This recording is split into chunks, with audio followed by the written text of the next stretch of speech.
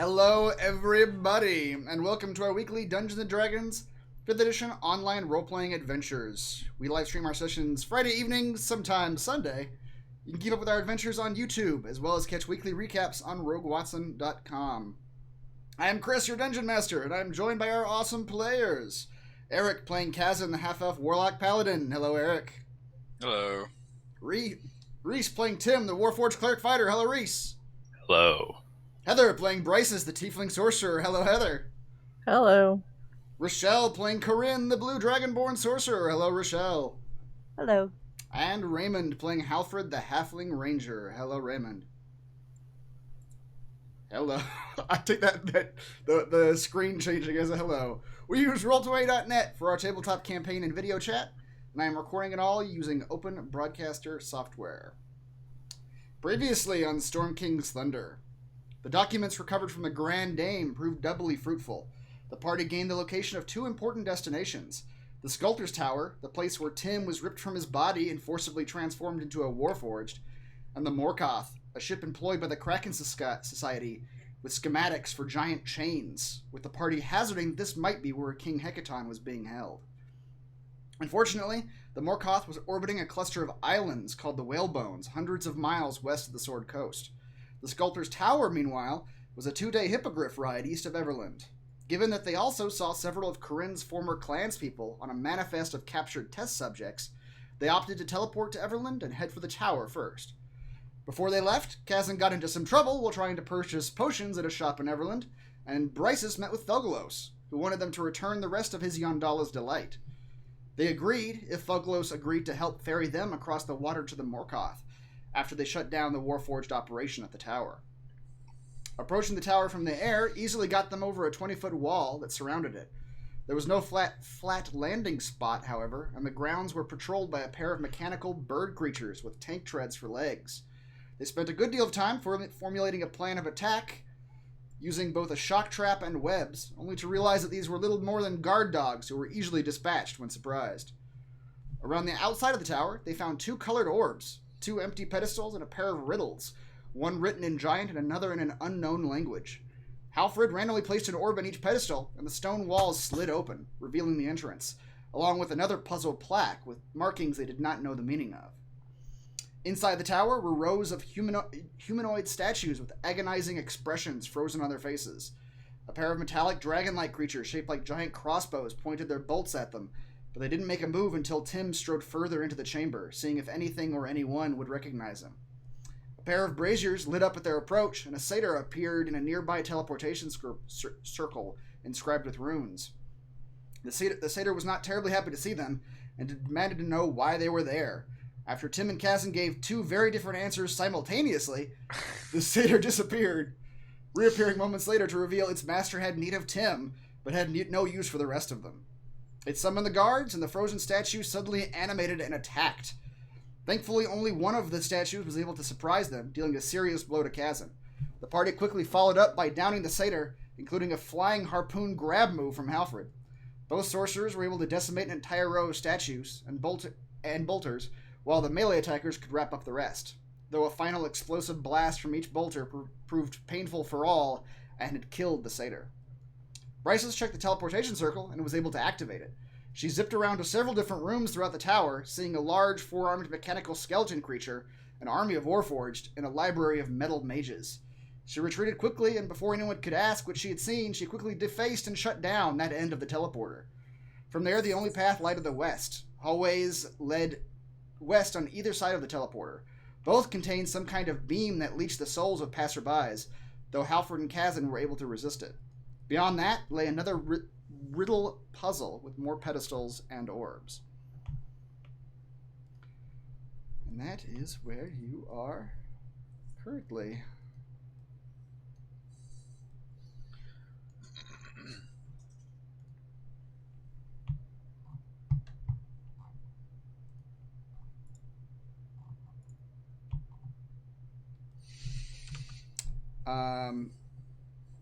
Yeah, Kazan and Halfred have crossed through to the west side of this place. The rest of you are still in the front room. Just short rest here. Anybody else feeling a little a little injured. I got scratched a few times. Scratched. Statue scratched. I'll nap with you. That's a weird way to phrase it. Who's the big spoon? Well,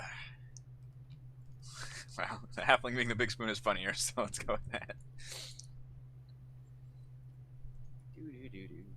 Plus 10 HP bonus. I feel your warmth.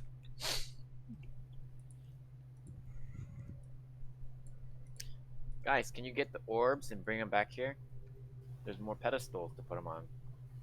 Where are you guys? Watch out for the soul-sucking laser things. They are to the west. I'll throw the blue one through.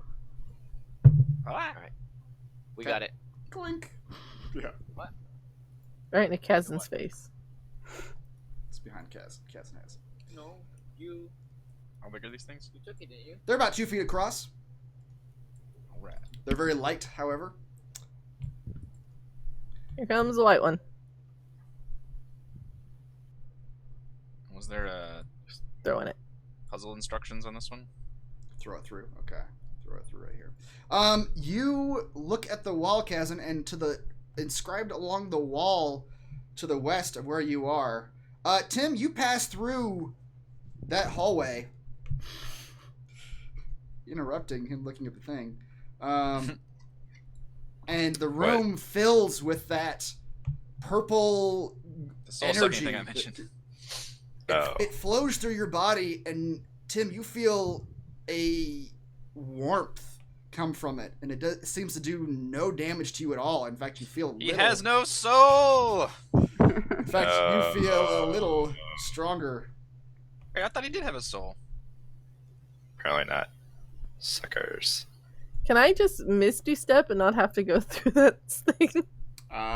Misty Step would allow you to teleport. I'm gonna do that then. I don't think I can make that roll. I remember that roll from last week. Yeah, it was a charisma save. Oh, you got good charisma, don't you? Well, yeah, but still. I have really good charisma. DC 16. Do you have proficiency in charisma saving throws? Yeah. Then you'll probably make it. Although if you don't, then you're going to blame me. So go ahead and teleport. Alright, you said I could make it. Walking through. Just like Tim. All right, Bryce's when this purple energy hits you, it does not feel pleasant. It feels like it is trying to pull your soul from your body. Do tieflings have souls? They sure do. Are we sure I do? Half demonic souls. Can I pick which half it pulls from my body? It's the same soul. Well, I guess I'm walking through too. Okay. That's what happens when I just stand in it. Nothing. just feel- Apparently, you're growing stronger. You just feel it sort of washing. It feels like just warm. Sucking our souls. It feels like warm liquid pouring through your body, Tim. It doesn't hurt or anything. Somebody's peeing on top of you. Alright, I'm just gonna hang out here for a while. This is my fetish. This is my golden shower. Damn, Skippy, I made that. All Hell right. yeah. Yeah, you just like Kazan just glare into the purple ray and it bends away from you. Corinne, Oh, you got a real bad roll. All right, but you also everybody makes to the Man, that hallway. we can't make intelligence checks to save our Okay. lives, but you give us a charisma saving throw, Yep. and we'll just fucking knock it out of the park. Yep. All right. Yeah, if you guys are short resting, you can absolutely do that. Here. I'll vote for a short rest. Okay. I'll short rest too. I'm also slightly scratched. So that means I'm gonna actually cast my healing spells first with my warlock slots, and then I'll get them back on a short rest. Okay. I've actually not done that cheesiness yet. Usually because I have already spent my warlock spell slots. So I will cure wounds at level Ah, you know what? It doesn't let me do it either. I can't. My 3rd level. Oh, Slots what not there. Rochelle was having trouble with last week? Yeah, and you know what? I don't have the Oh. the circle there either because it's a warlock spell slot that I use, and not a traditional one. Weird. All right, well, You know, I will say this, Eric. We had this with this issue with the last campaign too, where as months and months passed, they started doing Things updates and things started kind of breaking started. down. Yeah, things started breaking down. you 'cause know, I'm sure I there's think a with the new next version. campaign, I'm gonna end up just using the official Roll20 sheets, Yeah. just to kind of cut down that. All right, so this, It's been more than a year now, so there's probably a new version of this sheet out there and this one's I'm just gonna sort of roll- legacy. because this is a 3rd level, I'm gonna roll another 1d8, I think. Yeah, that's what it looks like. So, hello, that's 20 20. hit points with 1. 74. And my other warlock spell slot of the same thing.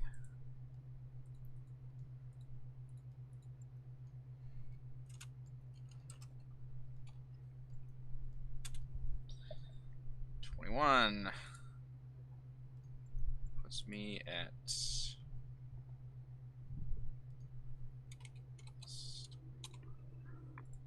95. Alright, I don't have to spend any hit dice. I'm pretty much fully healed. Anybody else rolling hit dice while you rest? I already did. Oh, you did. Okay. Yeah, I will. Okay. I think let's turn off. Well, whenever Raymond comes back, I assume he wants to roll like 1 or 2. Didn't he get injured? Yeah. Oh, he did roll. Yeah, he did. Never mind, Oh, he did. Okay. He rolled 3 of them. So new and multi-class. Yeah, you guys actually got a little bit burned up with those crossbows. I'm okay. You're okay. Yeah, you weren't in the radius of them blowing up. Mm-mm.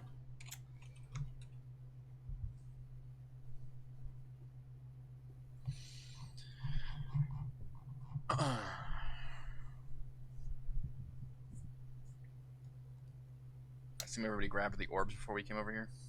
Orbs. Um, Which orbs? I grabbed the blue and the white one. Those are the only ones I saw. Well, we'll make Tim because he can do it without. pink Oh, hands. yeah. As Wow, you there's all 3. look at these 3 pedestals, these orbs are easily, Tim, as you're carrying them, they're easily just put Crap, into. how do I get rid of them? Just select your character. Ah, they are. Thank you. Tim, did you eat one? They're easily just put into your pack if you want to just carry them around with you, as opposed to whatever, leaving in each thing. But on this wall, Kazan, as you face west, you see in front of each of the 3 Always face pedestals. west. In front of each of the 3 pedestals, you see a small poem written in 3 different languages. The southernmost pedestal, the poem in front of it, I know one of these languages. is readable by Corinne and Kazan. You both recognize this language as Draconic. Wait, I speak Draconic. That's Oh, yeah. what your thing says. All right. I think that's ever come up before. And it reads, it's a very short poem. It reads, "Grow as I eat, die when I drink." Okay. Wait, was that Chris doing that? Yes, Yeah. that was you me can- whispering. Whispering Private room. to us. It's in Draconic. So the Draconic one says, "Grow as I eat, die as I drink." The middle one is written in a very geometric. Yeah, I had to reconnect though. I don't know if he can hear me though. I can't hear Reese. You muted? No, I can hear him. Oh, okay. Reese, say something. Okay. I can hear him now. Okay. Yeah, that if you guys see the gray, that's me whispering. People, don't nothing's messing up. I thought I was like, oh, Don't touch anything. This feature came out like months ago, and the whole time I was going like, when am I going to get to use this? I remember. And so when these yeah. when these like language things, I was like, all right, I'm going to use it now. It's around the time we went back to doing Roll20 chat. Yes. Figured Yeah. out how to do this. Yep. The middle one is a script that seems very geometric in nature. Lots of triangles and circles, and I don't believe anyone knows what this language or can read this language. You could try a history check to see if you recognize the language. So I think that whisper chat breaks it for the rest of us. Mm-hmm. Does it? Like after I go away? After I stop it? Yeah. Oh, okay. Mhm. Well, I'll Trying try to reconnect just now. Yeah, all three of us had to do that. So Well, shit. Okay. that's a failed experiment. Yeah. Do I know the language? How do you whisper in text again, Eric? Bryces, you do recognize that language. You've seen it in... /W and then the person's name. Oh, there we go. Bryces, you recognize the script as Celestial. It is written in Celestial. And then the riddle written in front of the northmost pedestal is the same one that was outside the front door. That was written in Giant, which you guys already can read this one, so I'll remind you of what it was.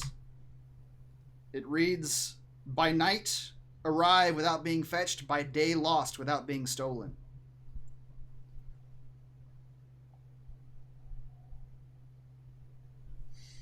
So what with the celestial and the fact that I can speak infernal, wouldn't there be like common meanings between some words?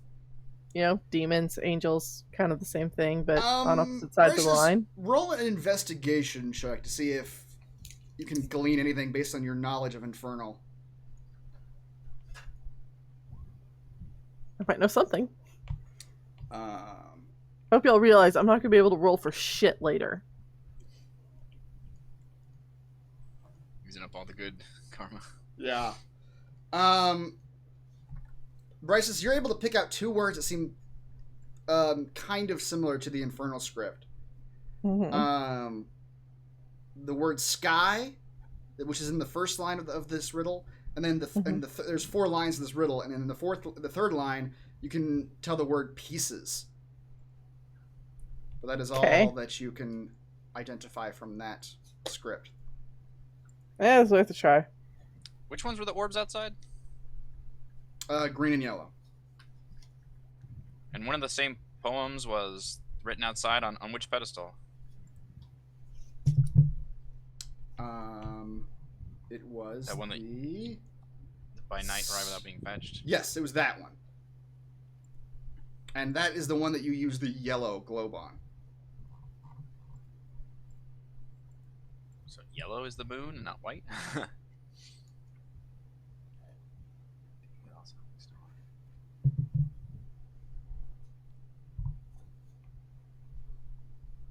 So these are all just colors we're identifying, right? There's no other difference about the orbs, just the color?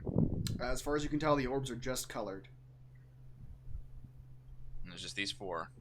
Yep. Alright. So let's start with the one that we know. So we know it's yellow. Yeah. So we're going to put the yellow one where that... Oh! It's stars! By night arrive without being fetched, by day lost without being sold. It's the stars. Yeah. Yeah. So that's what makes it the yellow one? Mm-hmm. Okay. Which one is that of these 3? That is the northmost pedestal. Alright. So we'll put yellow.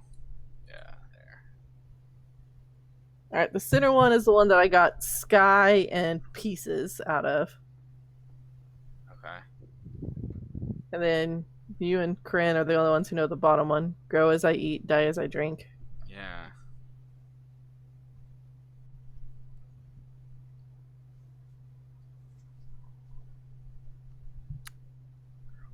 Do we think it has? Do these all have something to do with, like, the sky, stars, sun, moon, like that kind of stuff, or Maybe. just like the? Oh fuck, Fun. guys! I fucked up. Ah! I find it weird that a mechanical tower would have a bunch of nature shit. I fucked up.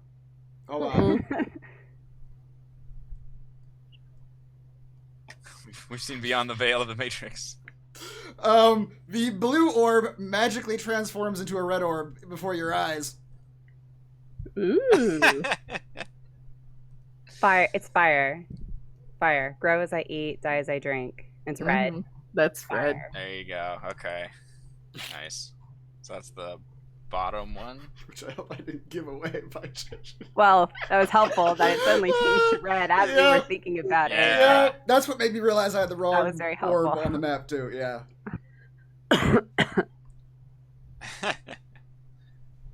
All right, we don't have control of that one though. Yeah. Oh, I will give you control. Sky in pieces is all we have in the middle one. Because nobody speaks Celestial. And I got 2 words out of my conning the DM to give us at least 2 Wanna words. Guess and put the white one there. It's probably snow. Let's just put the white one in. Yeah, I'm okay with that. Let's all step away from the door though.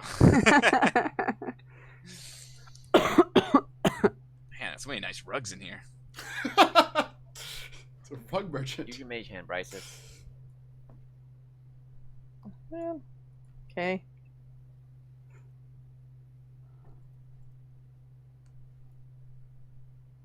Okay, you drop the white one in the middle pedestal. And all of you to your north, you hear a grinding noise.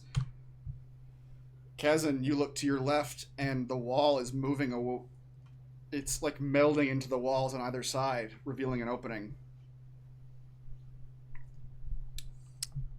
Judging by the circularness of this tower, can I investigate this up here and see if there's a hidden door or something? Sure, you can. Yeah. I feel like there should be like a room here. It's pretty obvious it's just a big circle. Man, You know nothing, Jon is that a Snow. wall? I get distracted by the carpet. This carpet is purple. Guys, it's real Egyptian. I don't even know what that is. Halfred, you knock on the walls. Tim, have you seen the rug? It's amazing. Let me Tim- show you my Tim's like, rug. rug? He looks He up looks at the ceiling. It's all- Rug? I see no rug.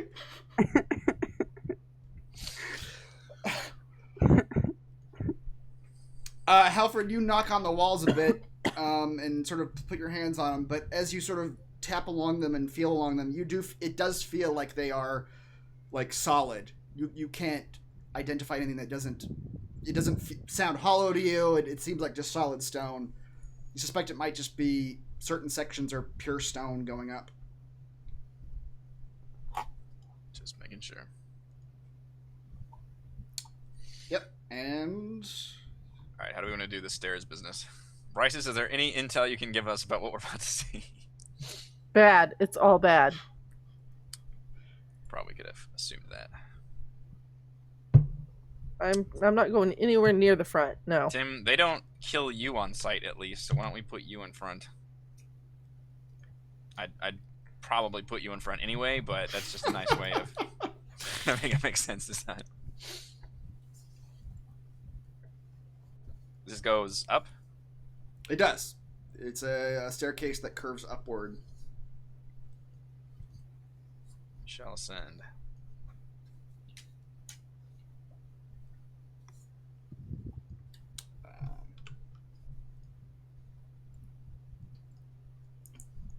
All right. I would like to roll this rug up and tuck it away.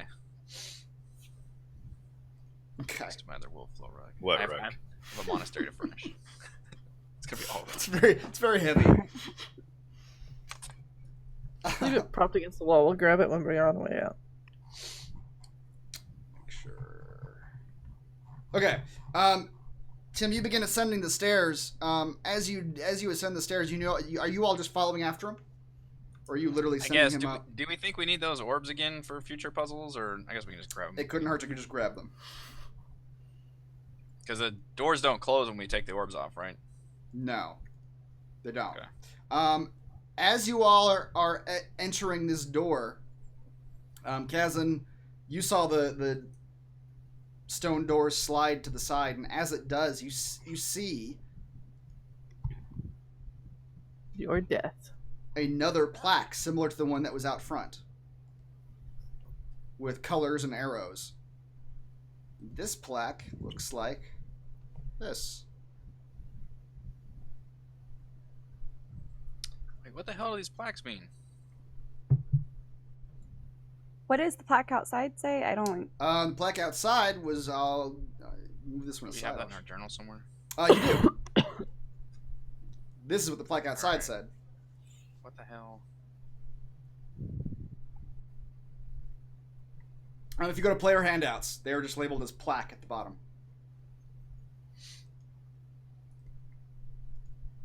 All right, you begin ascending. Tim, as you ascend the stairs, you come into what looks to be some sort of library.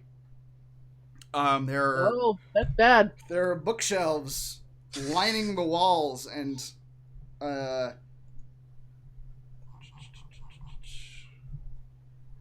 there are a few bookshelves in rows to the north and south.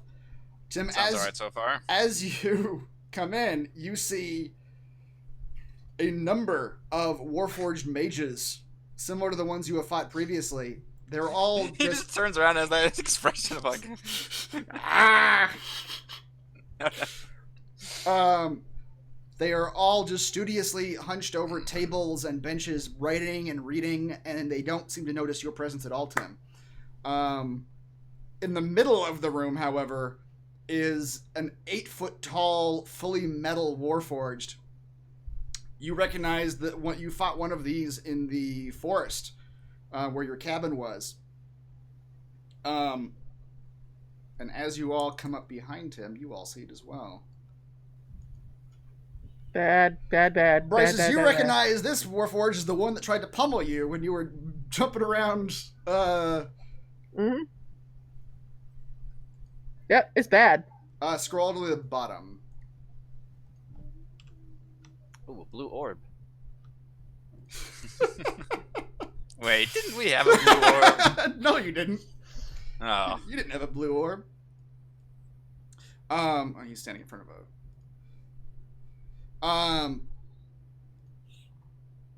Yeah, and as you all is come in, that a friend of yours? as you all come into the room, the Warforged in the middle says, "Intruders! You have entered the library of the Sculptor without permission." Alfred says, "Intruders, you have been in the library of Sculptor without permission." Oh, that satyr dude totally gave us permission. Tim, say some kind of language to him. I just learned I probably have no soul. How about yourself? Damn it. The Warforged in the middle immediately raises his fists and begins advancing on you all. Oh, bad. I tried, guys. Alright, we'll get your soul back. That's what we're here for.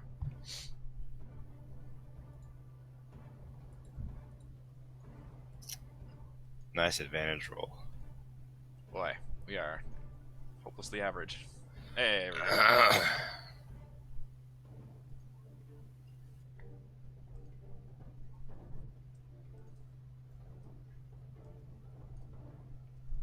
The ladies are picking up the initiative slack.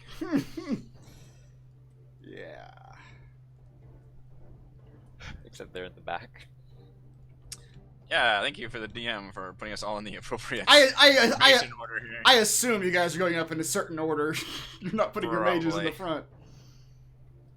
I wasn't going in the front to save my life. Turn around, Bryce is just gone. Yep.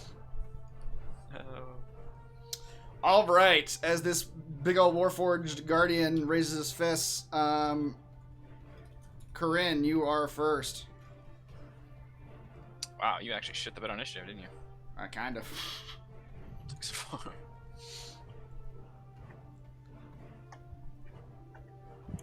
Ba, ba, ba, ba.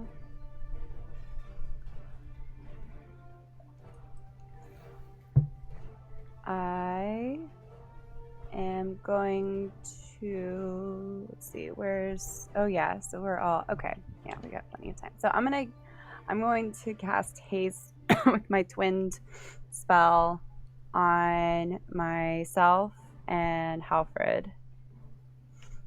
Okay. The speed. Suddenly you two feel the speed upon you. Feels so good. Rapid enhanced. Can you click haste? I don't actually remember what it does. Oh, I thought I did. Hold on. Oh, well, it was level 3, but I can't, so should be able to. Yeah, right. Thank you. You get +2 to AC, advantage on dex saving throws, and you get an additional action each turn. That action can only be used to attack, dash, disengage, hide, or use an object. Whoops, didn't mean to do that. So yeah, that's what I was gonna see if I can. Oh, well, I guess so. I have this ring that I've never used, but I wouldn't be able to use that in this instance because I still have to cast a spell, right? Correct. Yes. Okay. You do have stuff to cast a spell.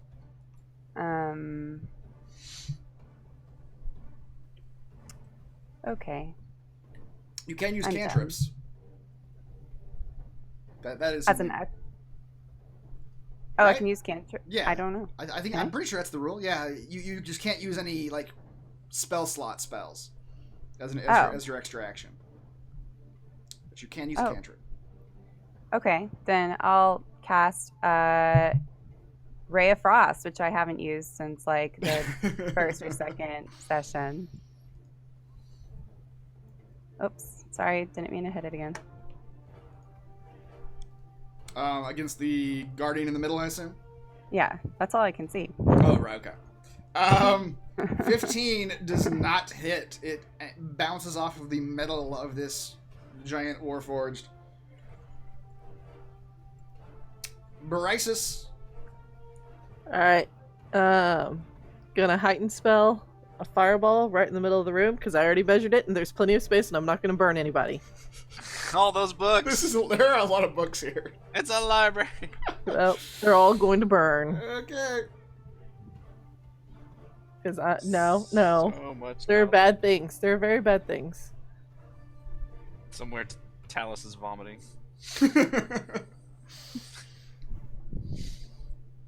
Alright.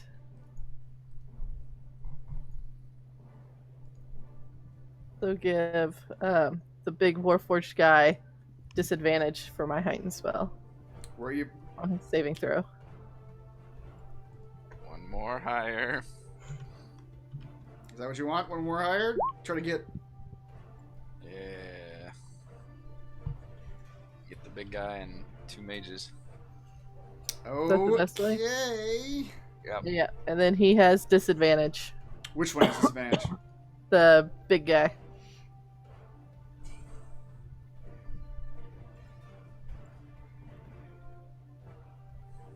Okay. That's pretty good damage.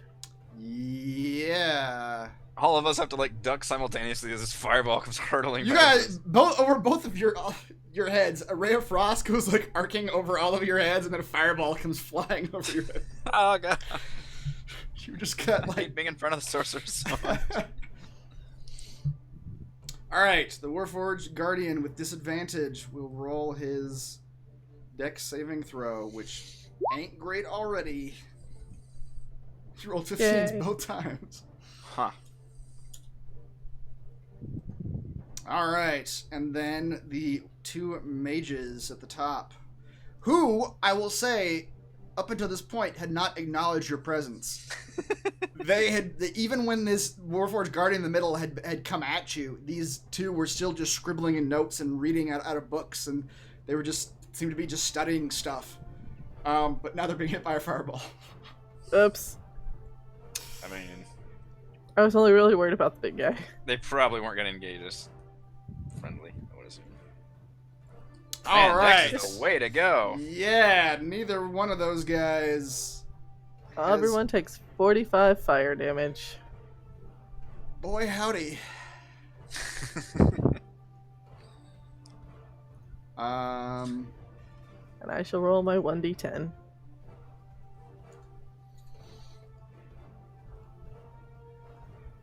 Ah!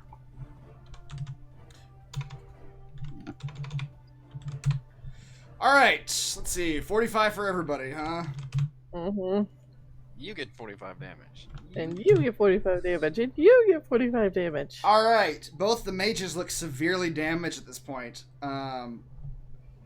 They do not. I'm not going to do the massive damage thing for them because they are not biological in nature and they don't seem to acknowledge their wounds. But Can I continue scribbling notes? they do not. They immediately look up at you and they say in unison, "The library is in danger. Intruders engaging." As your fire rips through their books and them. Their faces are melting. They're going to be more worried about putting out the fire than Yeah, us, hopefully. so I'll say that there are this, like, let's say this bookshelf here is on fire now. You have legitimately It's on fire now. started a fire in this library. Not the first time. Kazan and Halfred, you guys want to roll? Let's roll a d20. That seems to be easier. Nah.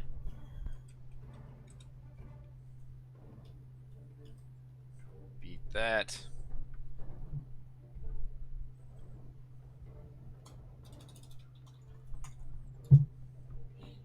He did. All right, Alfred, you're up. I'll shoot this thing in front of me. Okay. Half melted mage. The mage, yeah, the mage is.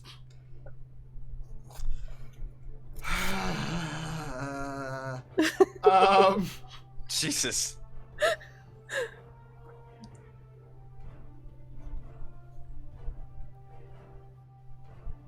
Fuck off, you guys.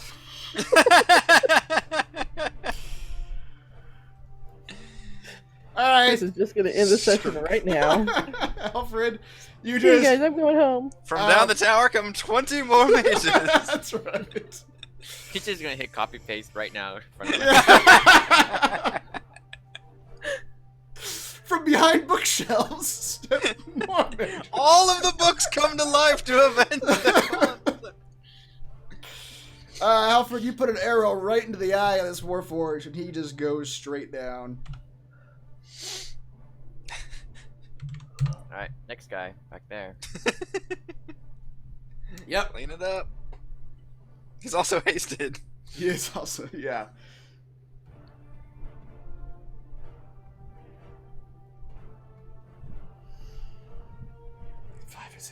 All right. Your arrow does hit him as well. It does 8 damage. He does not go down, but it catches him the shoulder, and he goes stumbling backwards. With my hasted action, With your hasted action, that arrow looks like it's going to hit the mage, but as it gets close to the mage, it puts its hands up, and a field of energy deflects the arrow away.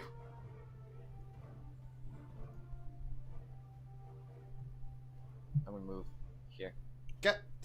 You had to like fly up there. That what you're looking at is a Oh, is it a second level? there's like a raised section about 5 feet higher than the middle section, Oh, shit. and over here are the stairs going up to the raised section. Oops. I was gonna run over to this guy next turn. I didn't realize it was an upper Yeah, I mean it's only about 5 feet high. It would be like difficult terrain to like just scramble your way up the bookshelf. That's the end of my turn. All right, Kazan, you're up. So, can I make it to this guy? Can I make it to here? Because I only need 10 feet. You can make it to there, yes. Alright. I will haul ass, vaulting over tables, across bookshelves, leaping this 5 feet and slashing out with the pike.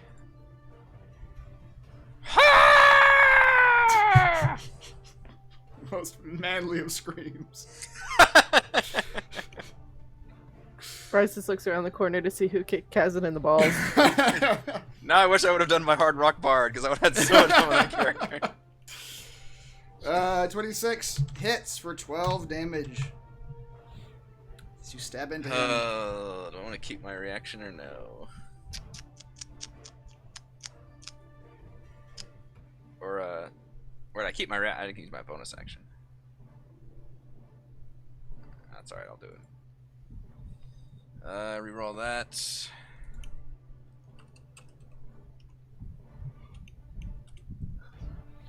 Max instead of minimum damage. Alright, 8 damage.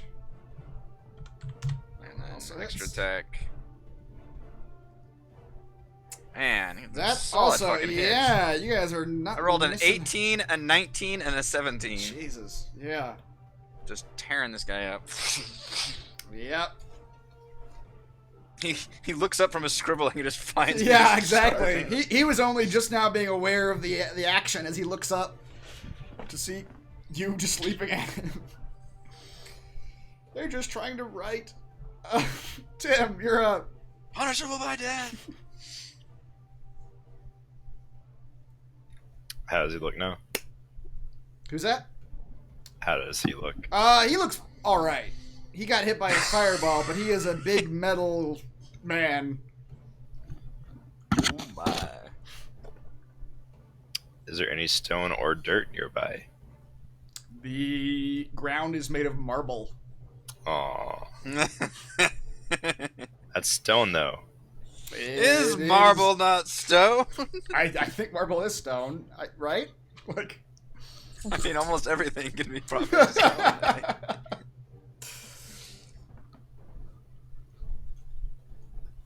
Yeah. Alright, let's bring this place down. Is this not Adams? Oh my god. Oh shit. His library's already on fire. Now we're gonna make an earthquake. It's the most destructive party. Yeah, okay. We're gonna bring this whole fucking place down. There is a pillar in the middle of this place right here that looks No, to be a load-bearing pillar.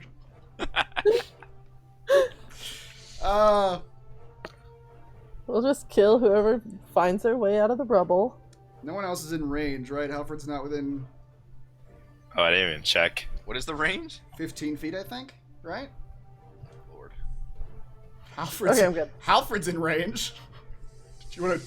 Jesus. Am I? Well, he's up, isn't he? Oh, I guess he's up. Yeah. I He, dagger into him. right, yeah, no, he's 15 and then 5 up, so I'll say no. Okay. You want to take that damage? Jesus. I'd be dead 3 times over. All right.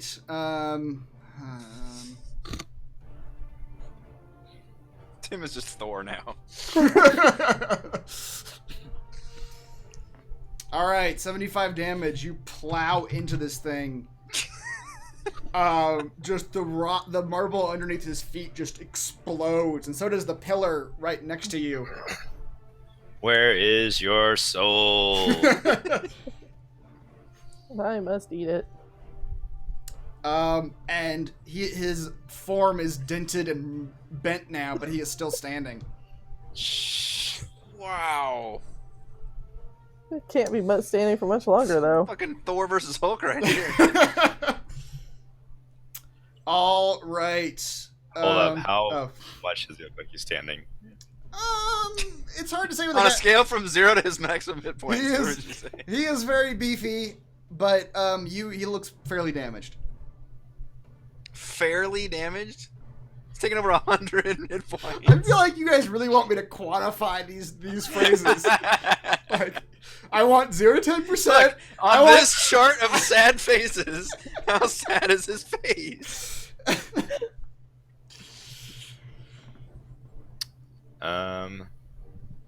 Yeah, let's hold on to it. No, I won't. I'm gonna action surge. Okay. Can I just still do a spell? Yes, you can. That was an item, not a spell. Alright. You give an item that can do 10d10 damage. You fool. Yep. You foolish fool. The 100 gold pieces was supposed to be a limiting factor. We're That awash in money! ended up not being the case pretty quickly. Alright, 23 damage. You hit him with all 23. Yes. Your leeches go burrowing into his metal form, Tim, and he almost goes down, but as he does, a fist catches the ground and he raises himself back up. Oh, Barely, he is barely hanging on, but he is. He really still- wants to hit you with this guy. He is still standing. Okay. I'll allow it. I can't do anything. You did good, son. You did 100 damage to him. Yeah, I mean. Alright. Sure how leeches burrow into a metal form. Having, like, done so much damage to him in so short a time, Here he is. comes the crit fail. He is going to have no choice but to engage you, Tim. He's going to bring his fists down on you. First one. No. You got Oh, man. 22, so no, it does not. Neither hit connects. It's bludgeoning anyway. Yeah. Right. And you gave him armor that makes him immune to damage. We're gonna have to discuss the toys I give you guys at a later date. I have some regrets.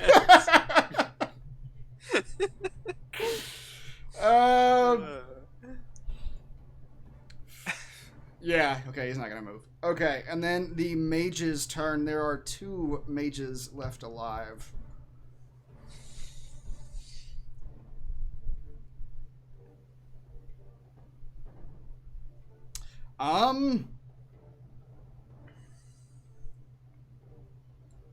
The first mage is going to hold his hand out and, well, hold on. What is the actual...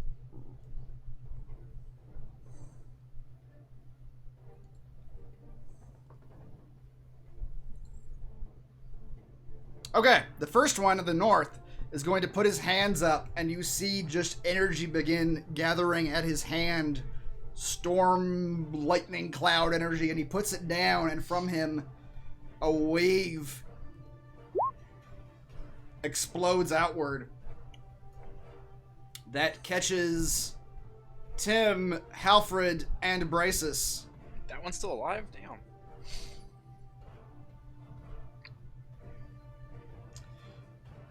Tim, Halfred, and Brysus, please roll a DC 14 Constitution saving throw I don't want to. for however much damage that is. What is 22 plus 15? 37. 37.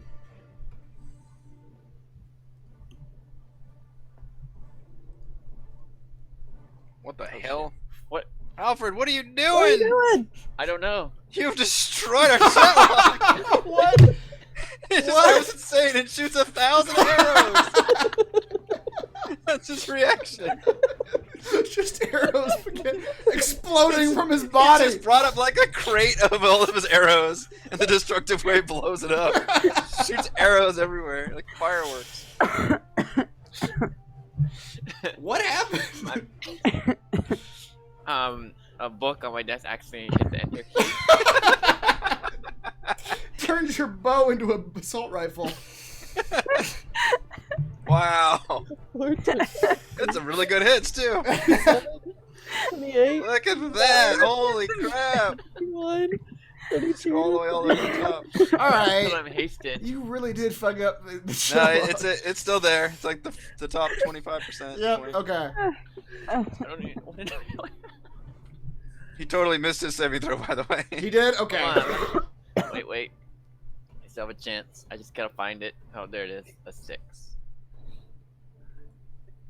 Okay. 6. So you take 30. Not yet. Not yet. Are you gonna Not yet. re-roll it? He does lucky.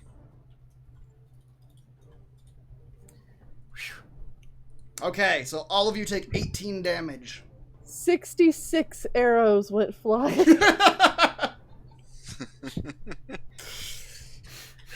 Oh man. All right. Some serious multi-shot, yeah. Yep. It goes crazy.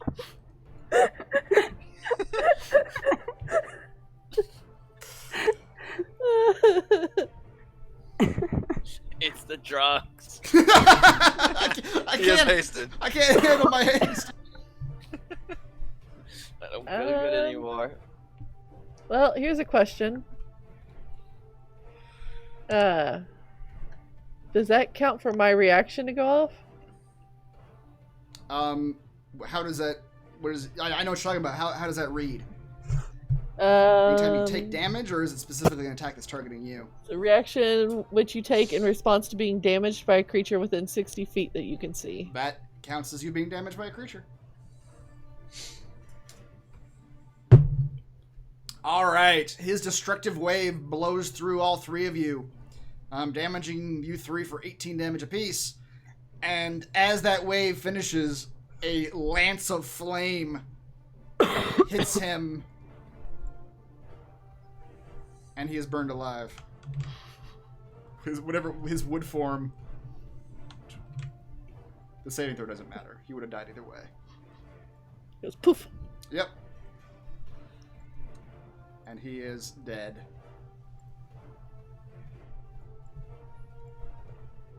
All right, the other one.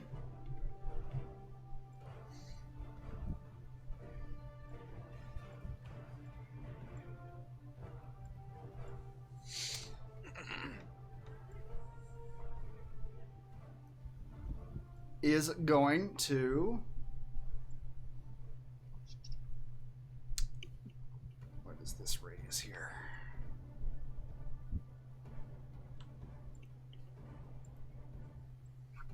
What is radius again? That means it's 20 feet total? No, radius is the half, diameter is the okay. full. Okay, so, yeah, okay. That's 20. That's a 20-foot circle. That doesn't sound good. I don't know why I was asking about that. The other one in the south is going to look over at you in the back. The Brysis, Corinne, and Halfred. And he's going to point a finger back at you, and you all see radiant energy from his hand. And from your feet, you watch a radiant light begin to pool and lance upward as he flame strikes an area of ground underneath you three. I'm already resistant to fire. Mm.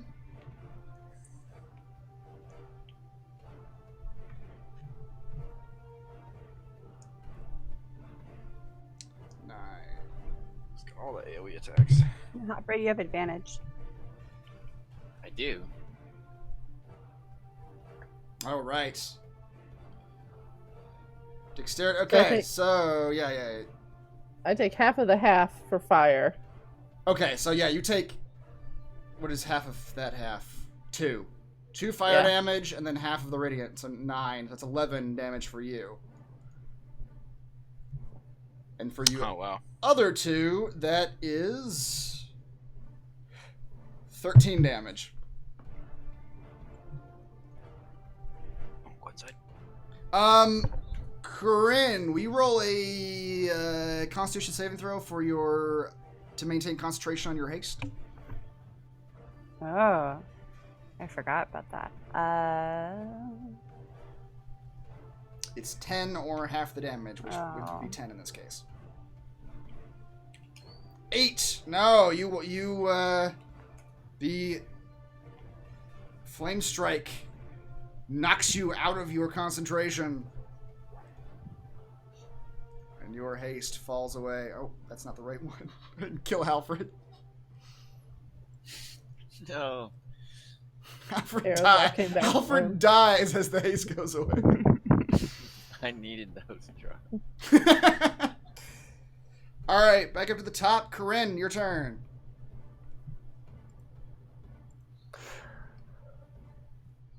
Okay.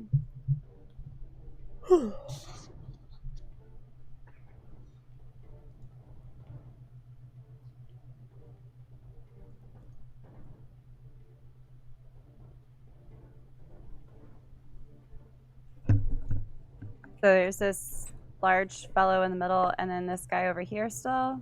Yep, those are the only two left alive. That large fellow in the middle is barely, you can see his limbs are barely hanging on to his body. Oh, that's gruesome. Well, he's made out of metal, so it's not that gruesome. Okay. Just like all the times we laugh when Tim is injured. That's right. It's funny when it's not, when it doesn't have blood in it. I'm going to attack with my Skullcracker because I don't. Oh wait, that's a ranged attack thing. Mm.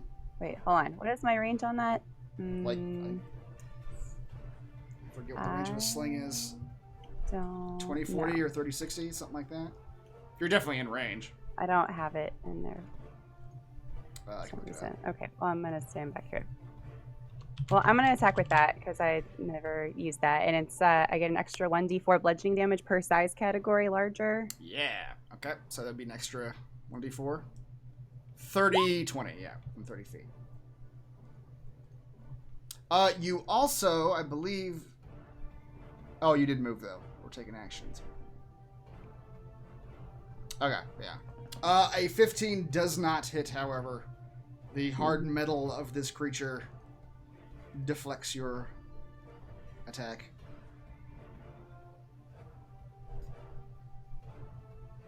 Brysis, That's me. you're up. All right. Let's actually step into the room here. See what's going on. Yeah, there's that guy down there.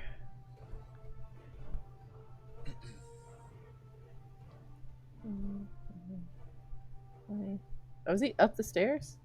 It's like a 5-foot climb. There's like a raised level on the outer edge. Could I just stand on the table? Yeah. Okay. Oh, you can see them still. Like it's not like. Oh, it's not that far. Yeah. Okay.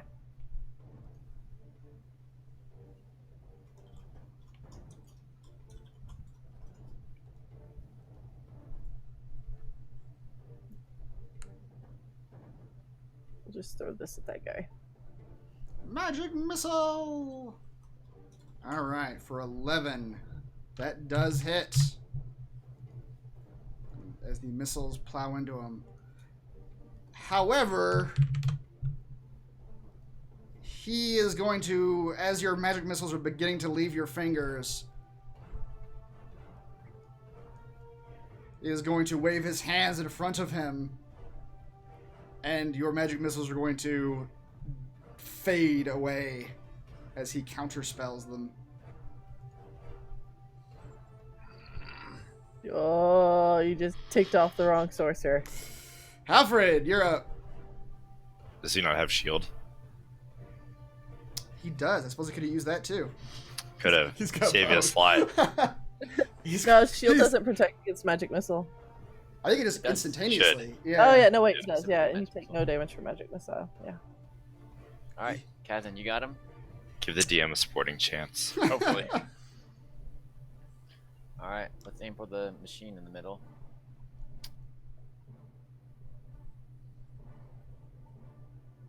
All right, with one final arrow, Halfred, this thing that's barely hanging on to life. You plug one into it, and it falls to pieces. Sweet. And then extra attack the guy on the bottom. Okay. 14 does hit for 6. He should have used shield. Yep. Why doesn't he? Because he uses reaction on counterspell. The bottom guy? Are you still hasted? No, he's not. I'm not. She lost her concentration. All right, Kazan, you're up. All right, how damaged is this guy looking? Fairly damaged. He's taking a number of blows. We'll give him a number more. 7. 3. That's the worst thing I can roll because I can't re-roll a 3. Oh, yeah. 7 hits. Or Could 25 mind hits for 7. smite him, but A 10 does not hit. You just stab some robe. 12 also does not hit as you stab some really? more Oh robe. crap! Sorry, guys. No. No. Tim, Fucked it up at the end. you are up. Tim, I may need some assistance with this one.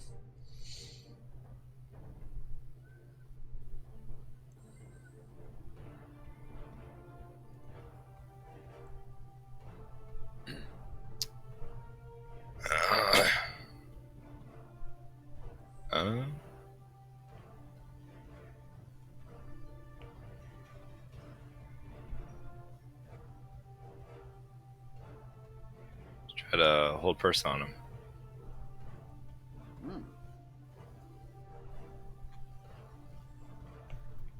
DC 15 Wisdom saving throw.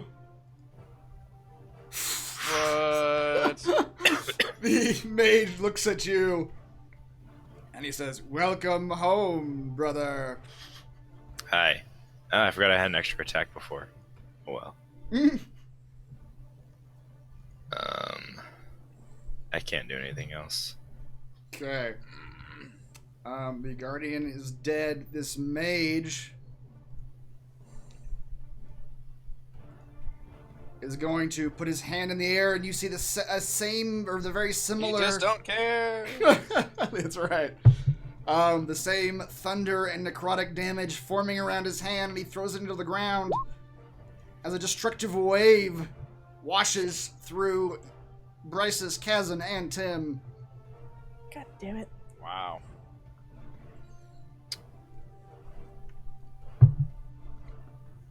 DC 14 Constitution saving throw for 37 damage. Inspiration. There you go. God.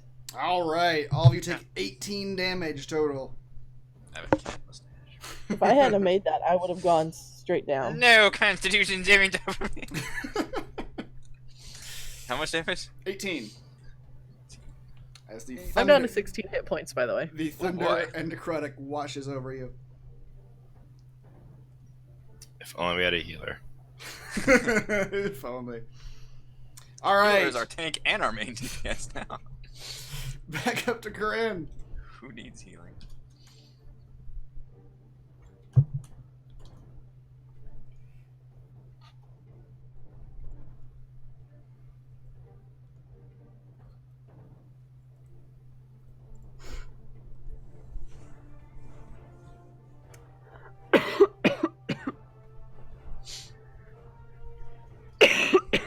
Sorry. I will. I'll cast my chromatic orb with lightning damage. Okay. Oh boy. Corinne, as you cast that chromatic orb, the mage in pure defensive mode now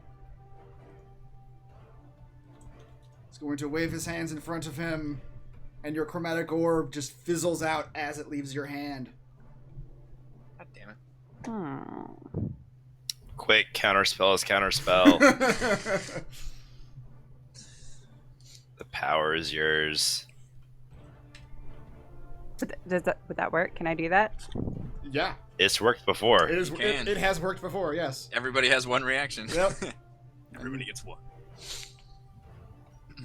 Yes. Which I don't think I think we ruled that. Yeah, you're out of reaction, so you can't keep. You can't Correct. keep bouncing. You it. only have one reaction. Yeah. All right. You can counterspell a counterspell. Corinne, as you begin to cast your chromatic orb at him, you feel a battle of wills between yourself and this mage as he attempts to kill the orb as it flies, and you put a little extra oomph to destroy his destroying In spell. technical terms. Yep. It's all very dramatic and arcane.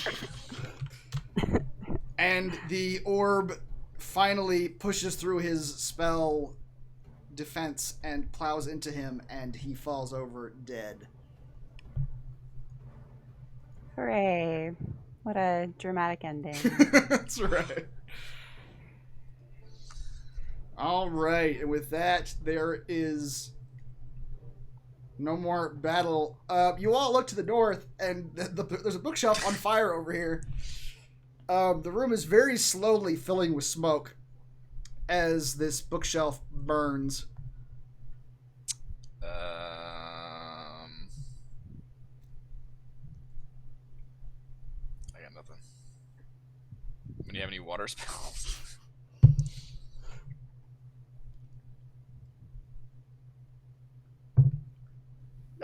I Books can. be healed.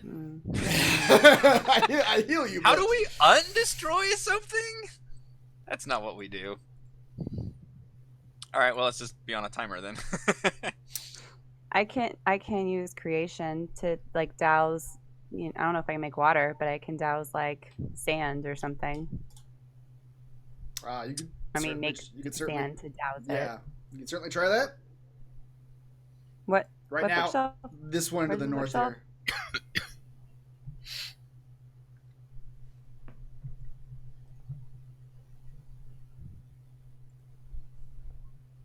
Creation. All right, Bryces. Heal half your hit points, up to half your hit points. Oh, thank God. So this would be the stone crystal one where you're just forming a bunch of sand to fall onto the bookshelf itself. Yeah. Like that's. Okay. You do that and you sort of target it above the bookshelf to sort of fall down on it, and you watch as the particles sort of fill in the area around the bookshelf, and you watch the fire begin to die down as you sort of snuff it out. And you now have a bookshelf surrounded by sand that is not on fire Nice. anymore. That's good. Good job. A net gain.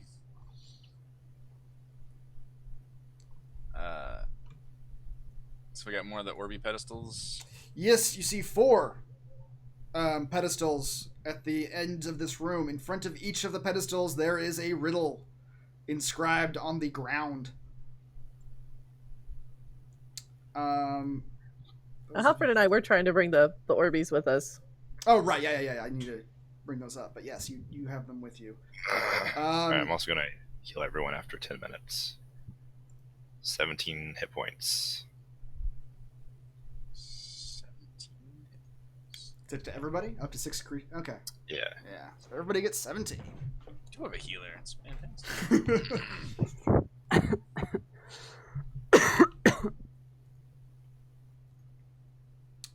Let me bring the other orbs with you. Are any of these the same poems or riddles?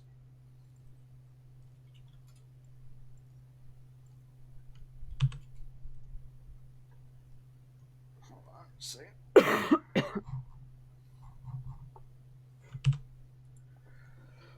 Let's see.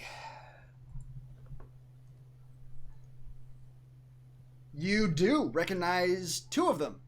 The middle 2 are riddles that you've already read before, or if not read, that you've already put the orbs into for that riddle. You see the draconic riddle where you put the red orb, and that is the second to the top pedestal. And you also see the one that you haven't actually read yet, but it's the same pedestal where you put the green orb. Or the same riddle that you put the green orb into. Yeah, Lucy's process of Right. That you still can't read it, but you recognize the actual writing again. Okay. The top and bottom one.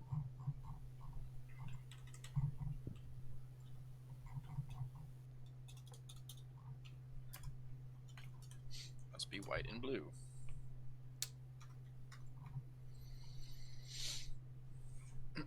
The top one is written in a script that I don't think any of you can read again. But you can roll a history check to see if you can. Kaz, you can roll a history check with advantage, because this looks very much similar to Dwarvish to you, but it's not Dwarvish. What is writing? Go. -1 history.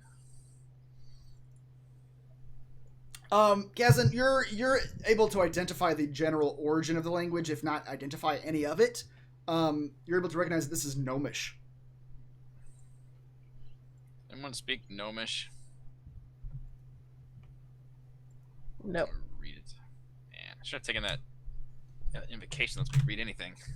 That would have finally come in handy. Brysis, the bottommost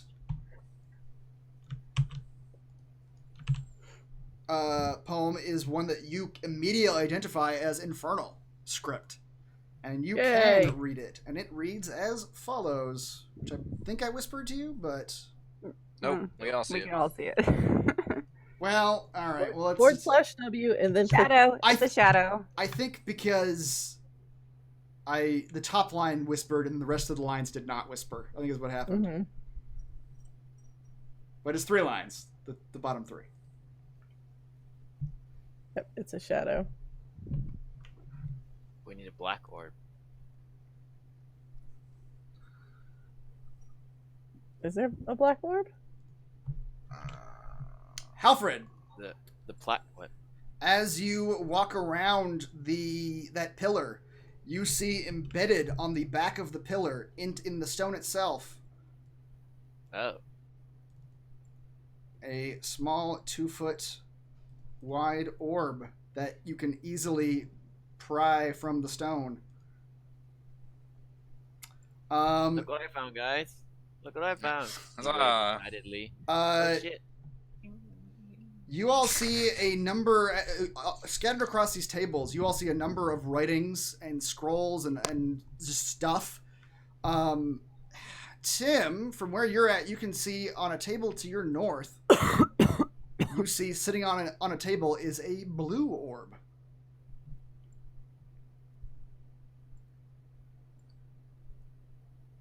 The top one's got to be either white or blue because we already knew what the riddle was for yellow. Probably a good bet that it's blue since it's in the room. Yeah. Just do trial and error at this point. Everybody step back. I don't know what happens. I don't think I actually give you guys control yet of the blue one. Okay, now you have control of the blue one.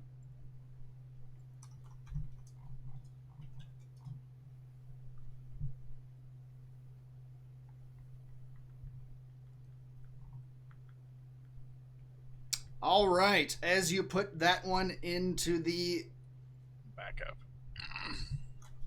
pedestal, you all hear a grinding noise behind you. And the stone of the door melds away, and you see over here to the west stairs going upwards. Is this teleportation circle open? It does seem to be working, yes. I'm not teaching you how to use it. Bryce's, you recognize this room, obviously, as the one where that big metal dude almost hit you. Yeah, no. Mm-mm. And you were able to get here from the first floor. Just going up the stairs. I'll be in the back. There may or may not be 4 other giant ones of these things up the stairs. I wonder if it's useful for you to be able to pop in the teleporter when we go up the stairs. We can flank them or something. If I even know you're going to be at the same level, That's true. I'm already half dead. Wait, you're also half alive. Half-life. Was there any loot in this room? You guys haven't looked through the room yet. Burned books. Roll an investigation check to sort of search around a little bit, if you'd like to. How about perception? You can do that too. You're just looking around for stuff. You're not trying to figure out how anything works. I'm looking around for stuff. I'm looking better. Okay, Kazan, on the north side of the room.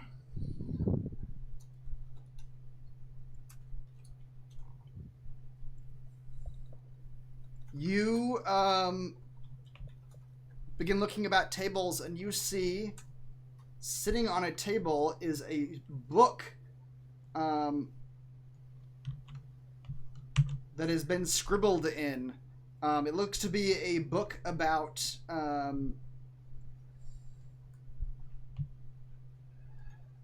building constructs. Specifically, it mentions some gargoyles. The construction and bringing to life of gargoyles. Sitting next to the book is a scroll that has a spell inscribed on it. And as you look at it, you recognize this as a scroll of planar binding. Which I don't know if I don't think that's a warlock spell, but Summon demons or something?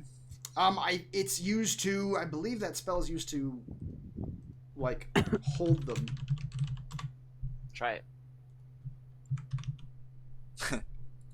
Go in the SRD and look that up. Yeah. It's used to bind a celestial, elemental, fey, or fiend to your service. It's a bard, cleric, druid, or wizard spell. It's also a 5th level spell, so it's pretty It is. And difficult. it takes a jewel worth at least 1,000 gold pieces, which the spell consumes. Yeah. Wow. Creature must be within range for the entire casting of the spell, which takes an hour. Typically, the creature is first summoned into the center of an inverted magic circle in order to keep it trapped while the spell is cast. Sounds like dark. And it gets a magic right charisma saving throw. If it fails, then it's bound to serve you for the duration, which is 24 hours. Kazan, on this table too, next to the scroll, that book has some notes scribbled in it. And as you read those, you sort of scan them over, and there's some writing that looks very odd and blocky to you, but it says, you read it, it says, the mistress is tired of my gargoyles. She has requested I turn my work into something more flexible. She intends to build an army, one that can act without direct instruction.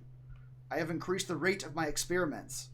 Golems will not do. They have the same drawbacks, only able to follow strict instructions, not to think for themselves. Perhaps elementals could be shaped into forms more pliable? ? Or I could return to my old study, the soul transfer system. It had hit a dead end, but I have a new idea.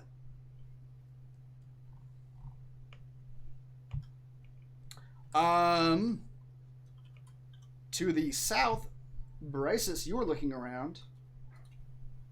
Tim, I think you're the only one that can use this spell, that scroll. Brysis, you see a similar just set of books and scrolls and stuff. And on this table over here, there is a book, seems to be all about demonology, detailing different types of demons. On that table, you find a scroll of Hallow, which is a spell that does something to demons. I can't remember what. You infuse an area with holy or unholy power. Celestials. Holy or unholy? Both. Either one. It's like a choice. Celestials, elementals, fae, fiends, or undead can't enter the area. And they can't really have, it's just, it seems like a protection area spell. Okay. You can read it in the SRD if you'd like. You need herbs, oils, and incense worth at least 1,000 gold pieces. What the hell? These are like straight Spells are up bullshit. These are straight up like high level wizard spells that require like This one study. specifically only is cast by cleric. 'Cause you're like consecrating an area, I guess. Yeah. The Hallow? Hallow, Yeah. yes. These are both cleric spells. Yeah. Very, very specific uses and very expensive cast things. The And casting time on Hallow, the casting time is 24 hours. You spend a solid day casting a spell. sitting on that table, Bryce's is a small figurine that looks like a little owl. It's made out of jade, and you suspect it's probably a magical item of some sort. Yeah, I'm gonna pocket that. Bryce's, you look at the book about demonology, and this book, similar to the one that you were looking at, Kazan, has notes and bookmarks that have been written on in it. As you begin to scroll through these, you read the following written in that same blocky text. The demon has proven the key to the whole enterprise. Utilizing his ability to transfer soul energy, I have successfully transferred the skills and abilities of a number of subjects into construct hosts. 2 issues with this process have arisen. 1. The transfer does not seem to work on those who draw power from an external entity. Both cleric and warlock hosts have failed to transfer any of their original subjects' abilities. 2. The cognition of the previous body seems greatly degraded. They can follow orders and have some basic problem-solving skills, but they are not what anyone would deem clever or even autonomous, regardless of the previous body. They can pass as intelligent, however, far better than Golem or Gargoyle. Well enough for the mistress's purposes. I must not let her know of this failure.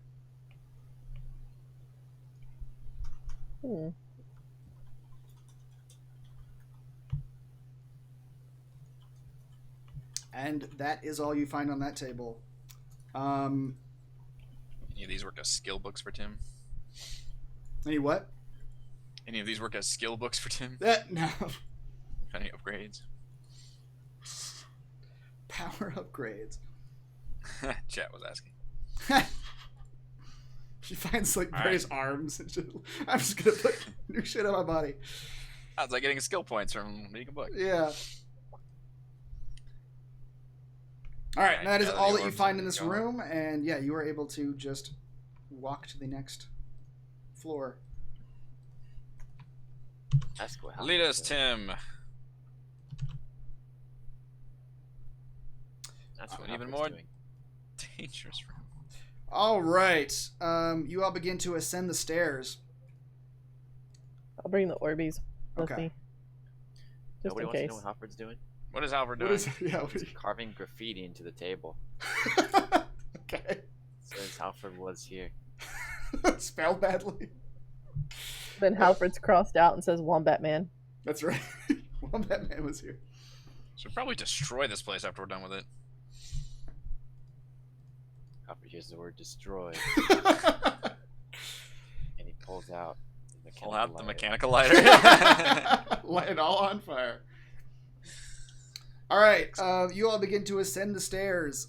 As you do, this will be a good time to take a break. We will come back with the next floor of the tower. Wait, did these orbs open a door? They did, right Yeah, here. we got the door open over here.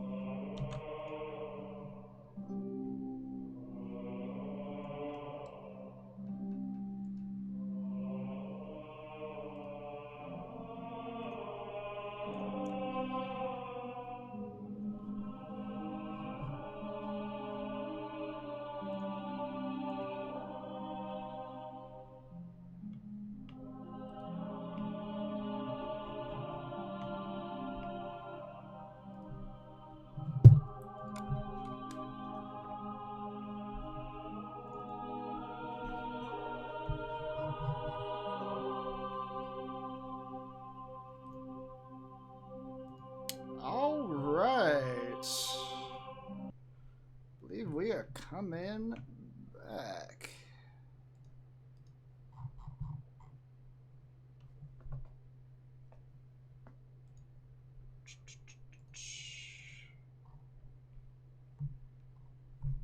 All right, so you guys are heading to the second or the next floor up. Indeed. In what order? A similar order? Indeed. Okay. Hey, I warned y'all there are real bad things up there.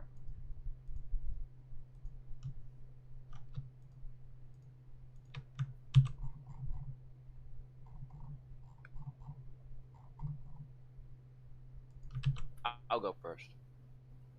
I'll stealth. Ooh, a stealth approach. Let me scope it Wait, out. that's an option in this game? All right, Halfred, you may all scroll up on the same map.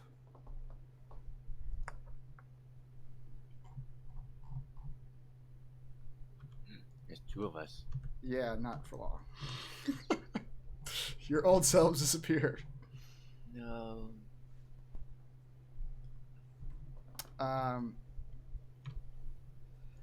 Peek around the corner. Yeah, okay. Would you 27 stealth? Okay, yeah, you're able to come up into a room that looks like this room looks kind of similar to the library. It looks like it may have used to have been living quarters, perhaps.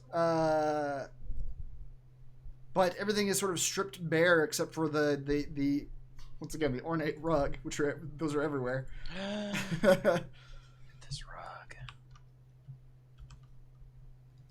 It's so ornate. Oh, you know what I forgot, you guys? More rugs.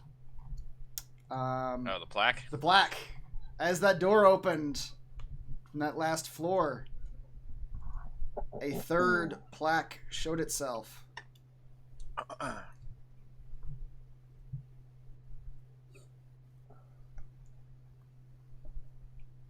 don't know what any of this means.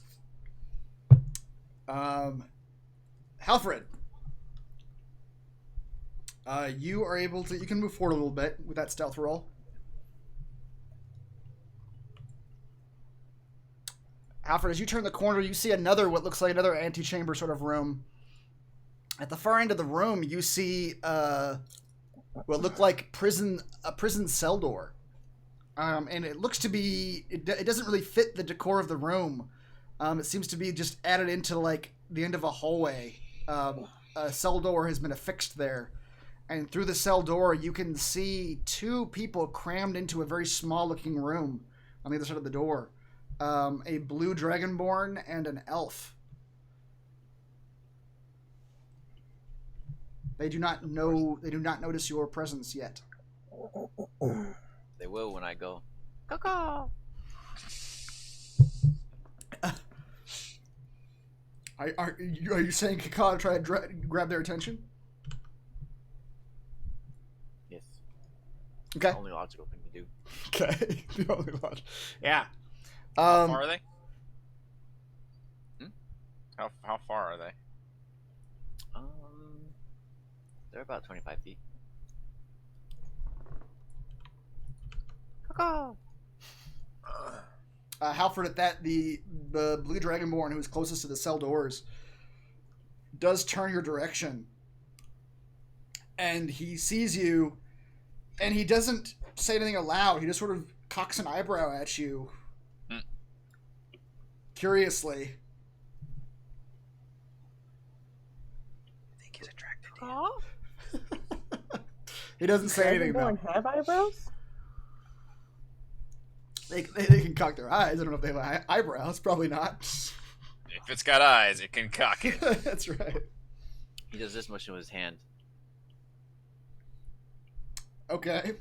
The blue dragonborn who's looking at you, Halfred, does like this motion, like a come closer motion. Mm-hmm. Couldn't possibly be a trap. You step into what looks to be just an empty antechamber room, Halfred, Are there more rugs? with another rug There's another row. Oh my god. And the Dragonborn on the other side of the cell doors, Halford, when you get that close, he starts kind of trying to whisper to you. He says, "Quiet now. There's one of them in the middle room. With the thing.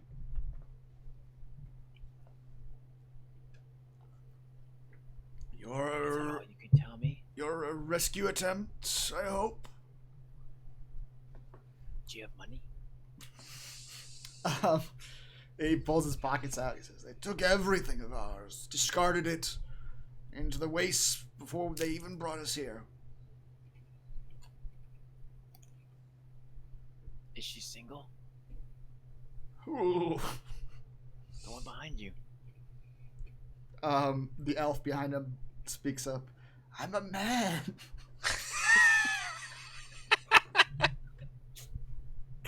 And yes. Comfort shudders.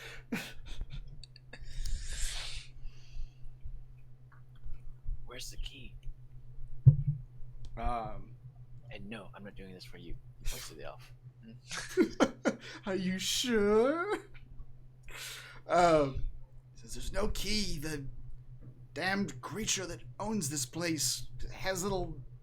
His hands are devices. He uses it to unlock and lock these doors. So we just have to chop his hand off. I'll be right back. He says it's a normal lock. Do you have any? Can you pick a lock? Hopper stealths some more. Stealth away. Good talking. Bye. Look over there. I've got. Alfred, you continue down the ground has changed to more granite stone. You continue down the hallway. You see one of the teleportation circles in the middle of this hallway. The rest of you just waiting to see what Halford does. I mean, are there any? There's no bad guys out there. Not that Halford can see yet. Can I peek around the corner? I'm stealthy. You rolled 23. Yes, you can. You can step forward just to see. I'll step out here and just nod to them. Halfred, you peek around the corner and you see what looks to be some sort of crazy occult ritual going on in this room. There's a roaring fire in the back of what looks to be some sort of workshop room. In the middle of this room is an ornate circle drawn. In the inside of this blue lit up runic circle is what looks very much to be a terrifying demon. I will show you a picture of him. Right in front of you, Halford, with his back to you, is one of the Warforged mages, but he is currently just kneeling with his head bowed, whispering things that you can't really hear. Damn, we can use that planar binding scroll. Get a 24-hour demon. Halfred, what you also see is on the north end of the room, on the outside of this ring, you see a dead blue dragonborn slumped on the ground to the north. To the south, there is another blue dragonborn. It looks like an older, very built dragonborn. The demon has currently pressed itself along the edge of this circle and is staring into the eyes of this blue dragonborn. And you can see energy transferring from that blue dragonborn into the demon. Oh, we gotta stop this shit. And then from the center of that circle, you see a purple pulsing ball of energy that seems to be pulling the energy out of the demon and shooting it up into the ceiling.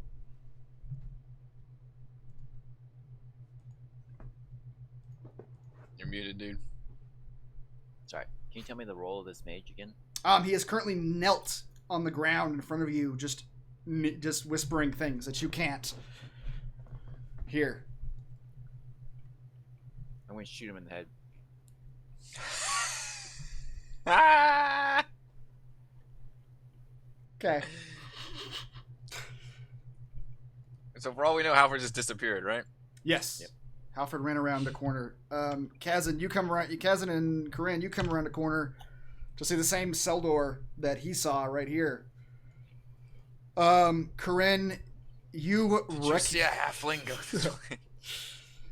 you recognize the blue dragonborn standing right there. His name is Hrogan. He was a warrior of your tribe. Natural explorer. Yeah. I would like to see if I can get advantage because he has not yet acted. Sure, he's not aware of your presence. You can get a surprise round off on him. He is totally oblivious of your presence. Kazan and Corinne, as you come around this corner, the Dragonborn recognizes you, Corinne, and he says, "You have to hurry. They have Dregeth. They're doing something to her. They're pulling ourselves out of our bodies. It's terrible." And Corinne, you recognize the name of Dregeth as the spiritual leader of your tribe. Okay. Well, sounds like we should do something about that. What is this Dragonborn doing? He's just like He's just standing. They're like chilling here. It looks like what it looks like is that someone has converted a closet into a prison cell. As you get close, you can't really see in there. You hear a voice coming from the north square from him too. And you can. It looks like there are 3 people just shoved into this closet, and a cell door has been installed here to just sort of keep them in this place.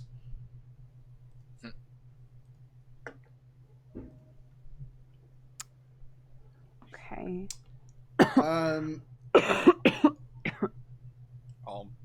And so it's like. Go ahead. Hmm? Go ahead. I was gonna ask that. So the other Dragonborn you said who is like his soul is being sucked out or whatever is going on was where is that down here? Somewhere? That's where the Dragonborn pointed you. He pointed you to the south where Halfred is. You look down the hallway and Halfred is just currently like cocking an arrow at something you don't know what. Quite yet. And these guys are locked in here. This is like a locked cell It is a locked cell door. Yes, it seems to be a simple lock on the door. Just like it seems like almost like a regular like cell door with a regular keyhole in it. What does it take to unlock? You have to have lockpicking tools, and it's I think a dex check. I don't have lockpicking tools. Not either. Can I blast it with a force blast? Thieves' tools and proficient with them. You can attempt to pick the lock and add your proficiency bonus to the check. You don't have any thieves' tools. You can improvise. You can still attempt to pick the lock with disadvantage, just with whatever thing you can figure out. If you can improvise some sort of lock-picking device. Or you can maybe attempt to blast it open like you're talking about. But this Dragonborn, Kazan, is pressed like almost against this cell door. Like he is not. There's no room to maneuver inside this little closet room. I'm just gonna grab the lock with shocking grasp and see if I can just melt it until I can just yank it off. Okay.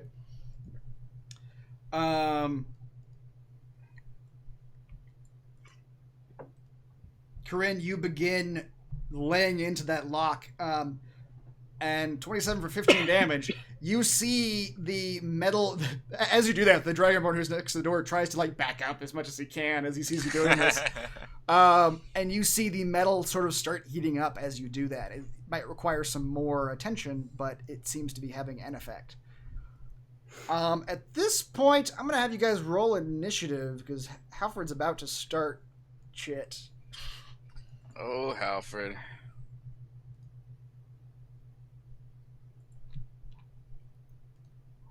Hell yeah.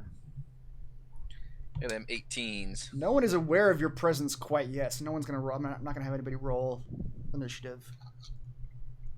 But Kazan, it is your turn first. We need to... We all tied. Oh, yes, you did. Yeah, you, Kazan, Halfred, Corinne, roll d20s, please.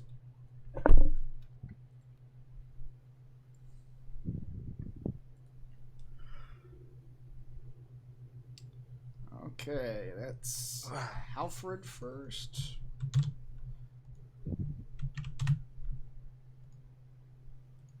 Okay, Halfred, you're first. All right. He. I'm trying to decide if I want to use something else.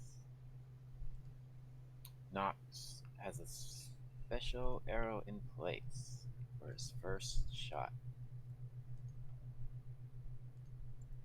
And he is going to use the bow arrow. Okay, 27 for 11. That hits. And you immediately restrain this Warforged mage. He goes falling over. As he does, you watch the light of this circle get weaker. And this great... he's not very large. He's a little bit larger than man-size, but his skin is a jet black skin. He has large bat-like wings and a baddish face. I will show you a handout.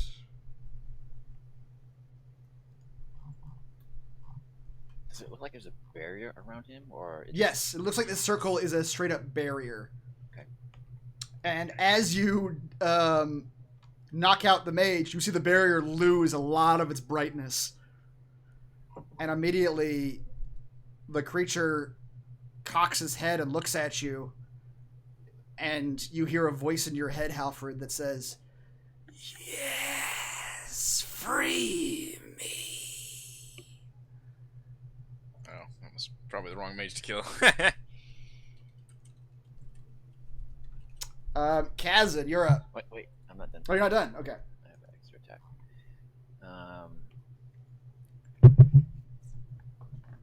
This guy looks. And as scary, the but- demon locks eyes with you, he breaks contact with the blue dragonborn elder that he had held of, and the dragonborn just drops to the ground. Oh shit. Halford knocks another arrow. But he's gonna aim at the mage though. Still. Okay. You said that 21. something sucking the demon's life out too? Yep. There is a pulsing ball of purple energy in the center of the circle. It seems to be connected to the demon and sucking something out of the demon. 21 for how much damage is that? 14. 14. That does hit. And he shoots a smoke arrow. Smoke arrow. I want a fog cloud right there. Oh boy. Okay. Where Because is Halford's mind, he's thinking, oh shit. this is a demon.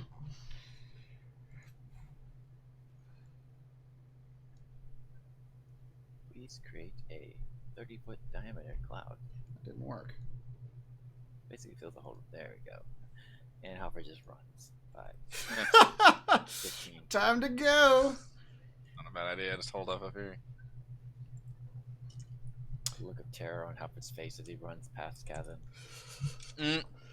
All How right. you doing? Kazan, you're up. So we don't want to go down there. Is that it? Satan's down there.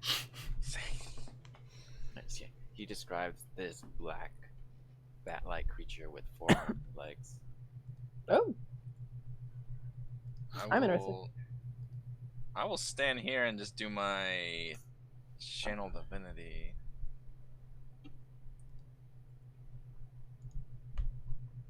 Oh, actually, I could use that. I bet he's a fiend. He did look fiendish. Eh. He wasn't wait, what do I have? Monstrosity and Giant, I think, are Oh. yours. He's not monstrosity. How far away was this thing? Is he monstrosity? No, you did not detect any of either one of those two. He's like 10, 15 feet away from that green circle.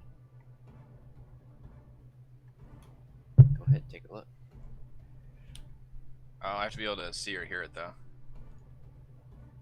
Now it's in the fog cloud. There's a huge fog cloud right now. Alright, so I will stay here. I'm pretty sure it'll find its way out, so I'll just wait for it to come to us. Yeah, that's not a bad idea. I still don't know if I want to cast in my buffs yet. I'll cast mirror image on myself. Good choice. Good choice.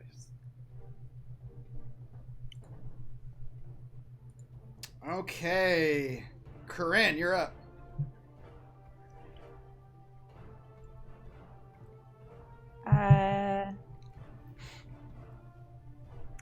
So the lock is still. It's still there, but it did look like you did some damage to it when you were electrifying it. You saw the metal heating up as you poured your electricity into it.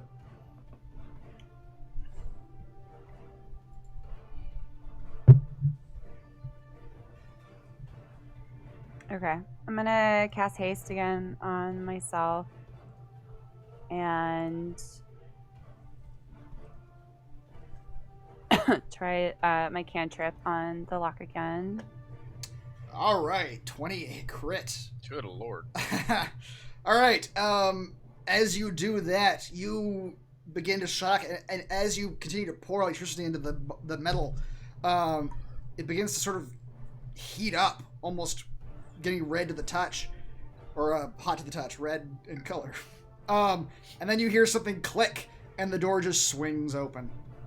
You seem to have melted some sort of mechanism on the inside. And the Dragonborn on the other side is, thank you. They're doing something terrible to us here. Yeah, got that. Says they took Dregeth and Nult a couple hours ago. Copper said, yeah, they already killed one guy. Oh no. No. Not to play favorites, but I hope it wasn't our leader. I mean, the other one's getting his soul sucked out right now, so... You have to stop him. The procedure, so you can thank me later. But, it's good. I don't know which was which. He just describes the one that's still alive. You said bigger guy, right? Yeah. He says, yes, that is Dregeth. She is our leader. We need to save her, if we can.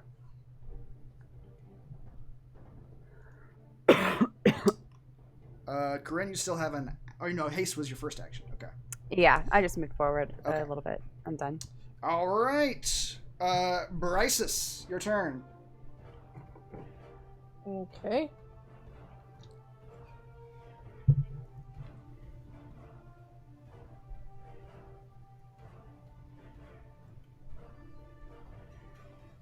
The only thing we know that's in there is a fog cloud. Yeah, now if you were to look in there, which you're not... You can't really see... If you can go all the way, I can just cancel the fog cloud. I just didn't run away. Can I yell out in Infernal, since Halford basically described a demon being in there? Sure. Oh,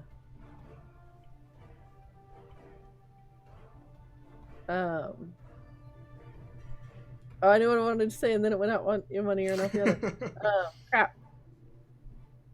So I'll just say, like, brother, we've come to set you free. Wait a minute.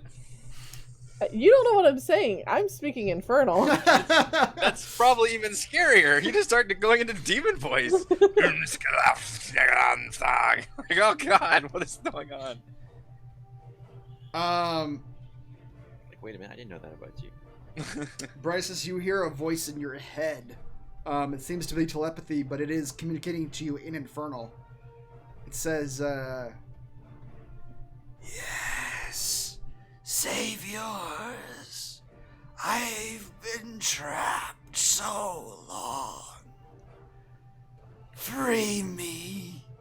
Let me feed, and I will help you. Do I believe what he's saying in the slightest? Roll an insight check. He seems legit, you guys.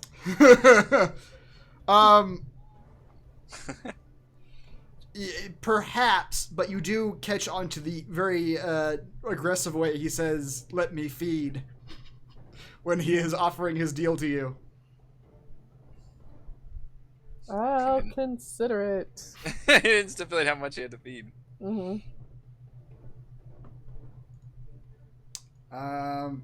Okay. That was a free action. You can still do something. Well, I'm not going any closer because I'm squishy and almost dead. So,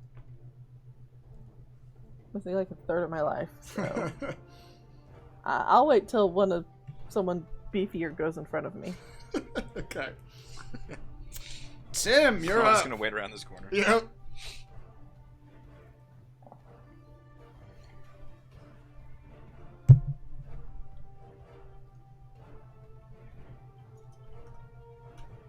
Tim, bind that demon. Is it this way or the other way? You are going the right way. Okay. I assume I can just like squeeze by right there. Yeah. You have to go Alright. one more down to actually see into the room. I think that's all my movement. Oh, okay. Yep. Okay. If you want me to take the fog cloud down, just ask. Probably next turn though. Yeah, as I said, none of us are actually in there, so let them fool around in the dark for now.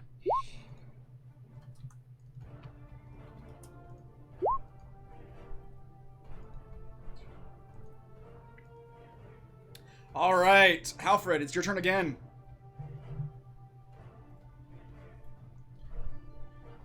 Fuck off. The Dragonborn says, "Right, we already see you. We've covered this."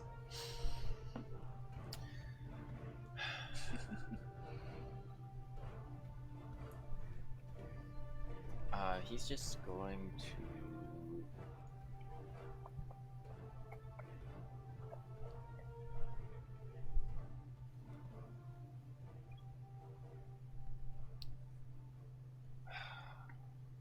I don't know what the other guy's plans are.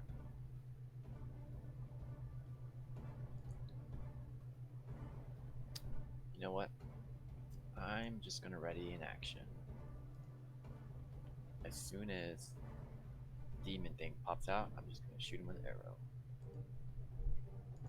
Okay. A special arrow. A special arrow. Okay.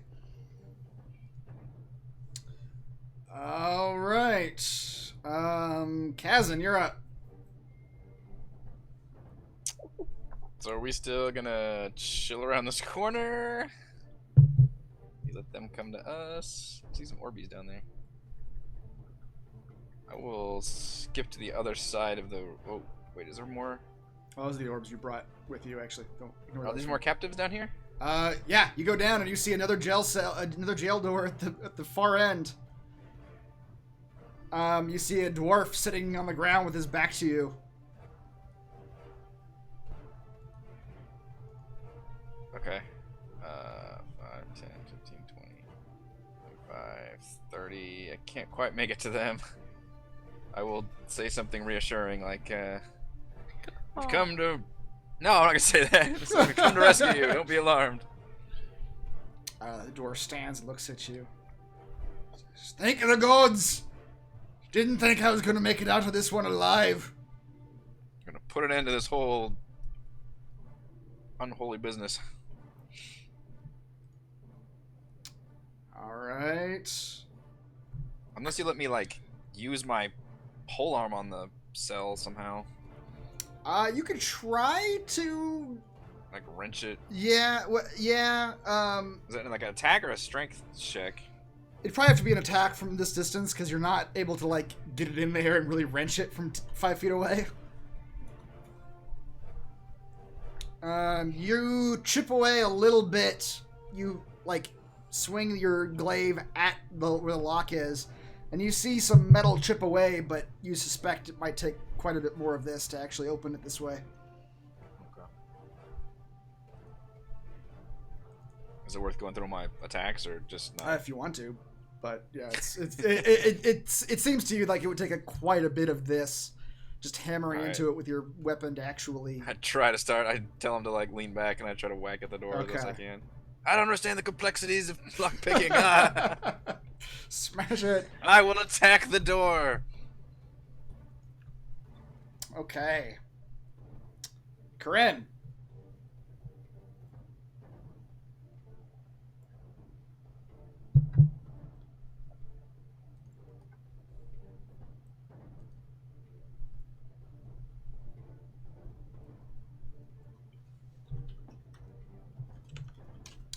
You can see into this room, Corinne, just barely, but all you see is a fog cloud as you look into this.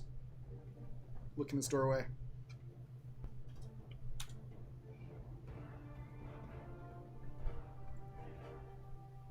Space 123.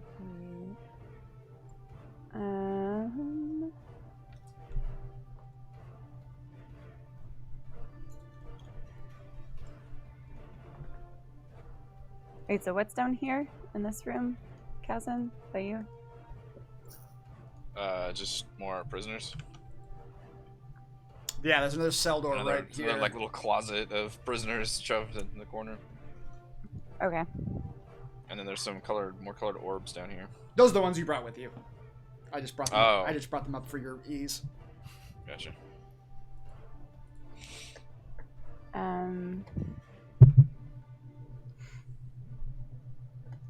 So I can try to cast something, but Yeah, you can't see into the fog cloud. Put that back in the front. You could ask Halfred to drop the fog cloud for you if you want to actually try to cast something.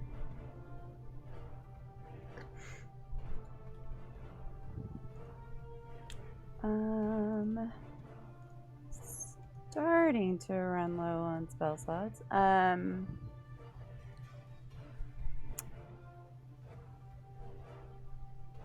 Yeah, I guess that's. I mean, I can cast like lightning bolt. Wait, are there prisoners in here or just? You don't know. You have to ask Halfred. We don't know. He saw. All right, Alfred. I think we saw that Yes. your Dragonborn leader was in there, right? I don't know if that was this room or down further. Yes, that is where Halfred was. Where he was. Yeah. Yeah. So if you can That's great. drop that fog cloud, that would be great. Halford drops the fog cloud. Okay. Yeah. Corinne, as it drops, you see a tied up, a bolid Warforged mage in front of you, laying on the ground. A rune circle inscribed on the ground, holding a demon. And collapsed on the ground on the south side of this circle is your Dragonborn leader, Dregeth.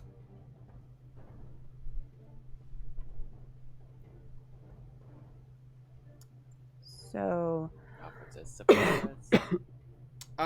Corinne, as you turn this corner, the demon looks at you, and you hear a voice in your head, Corinne, in common, and it says, "Finish him. Free me, and I will aid you."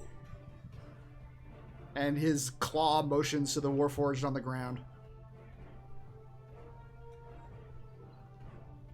If we keep him in the circle, then Tim can use planar binding on him.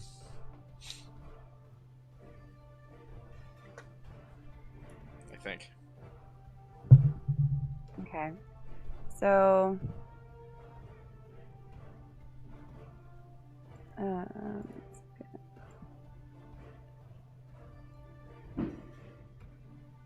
so this is the Dragonborn down here, right? It is, yes. Okay.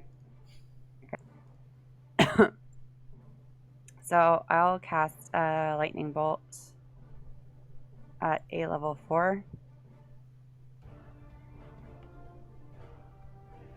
Okay. Who are you intending to hit with that? Both of them? Yeah, that. Okay.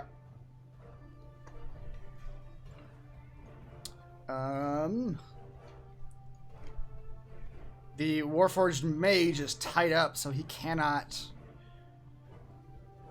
I don't know if he auto fails or if that's a disadvantage. Being restrained. Let's look that up real quick. Restrained. Disadvantage on dex saving throws, so he still makes it.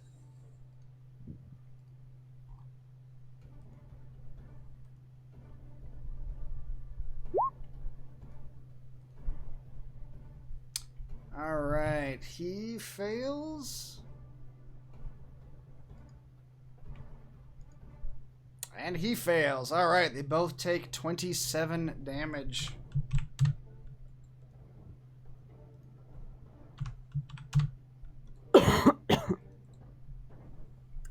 And then I have another action, so I'll use my Skullcracker again towards this guy. Okay.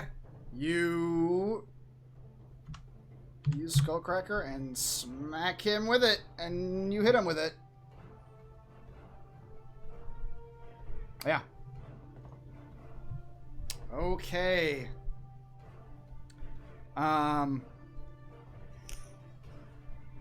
Corinne, or now it's the Warforged Mage and the Nebusu.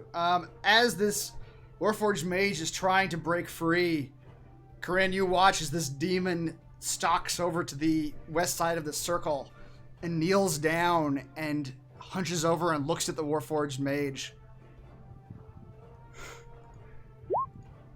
And you watch as his eyes connect with the Warforged Mage, and you see this purple energy flow from the mage into him. And the Warforged Mage dies in front of you. What? And then the circle begins to falter, and the thing rises up in front of you, Corinne, and it speaks to you again, and he says, "Choose now. Let me feed, and I will aid you, or I feed on you." Yeah, we'll go with that second one. 'Cause I'm not gonna just let you eat this guy. As you say that, he just launches at you, Corinne.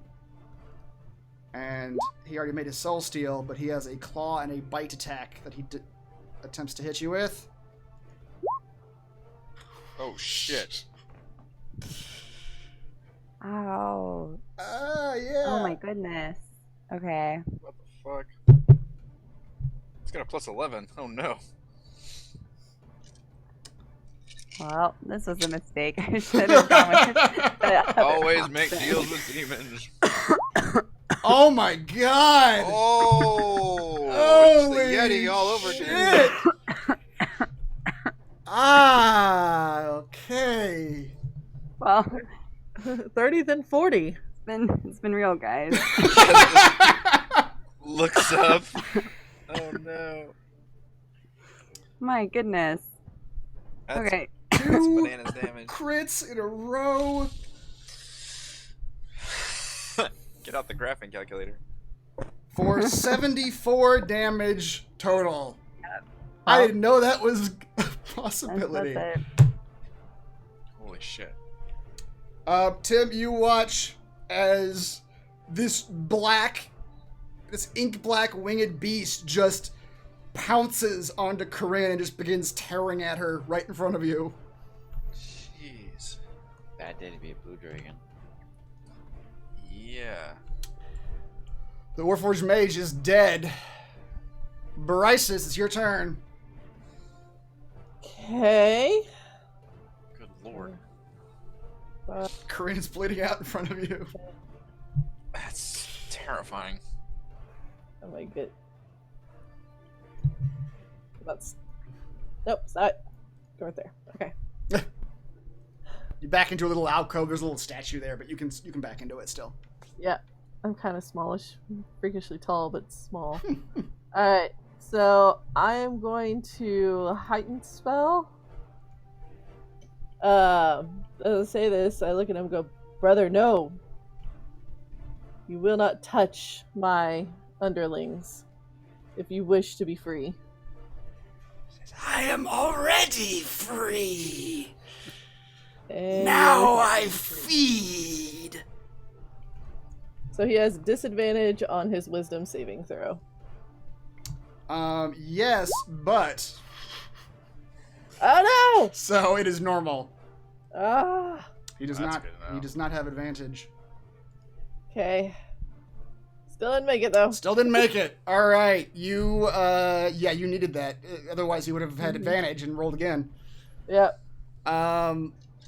He comes up, his maw bloody with Corinne's blood dripping off of his jowls. Oh man. And he reaches a claw for you, Bryces, and just freezes, paralyzed.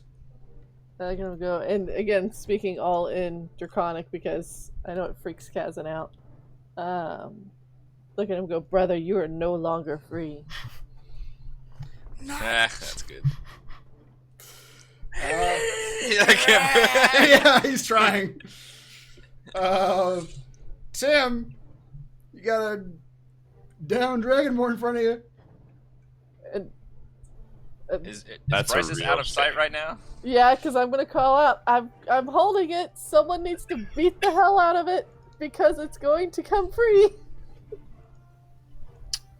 See, the problem is I don't have a gem that's worth 1,000. Yep. I do. So I can't bind him. I think it takes like 10 minutes too, doesn't it? Yeah, it takes a long time. You have to like. Actually, I don't think you actually do it. An hour.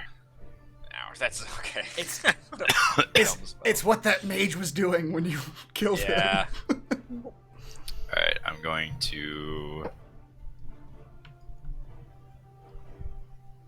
Spare the dying. All right. Which I think that puts you at 0 still. You just don't have to make save throws. I forget what that does exactly.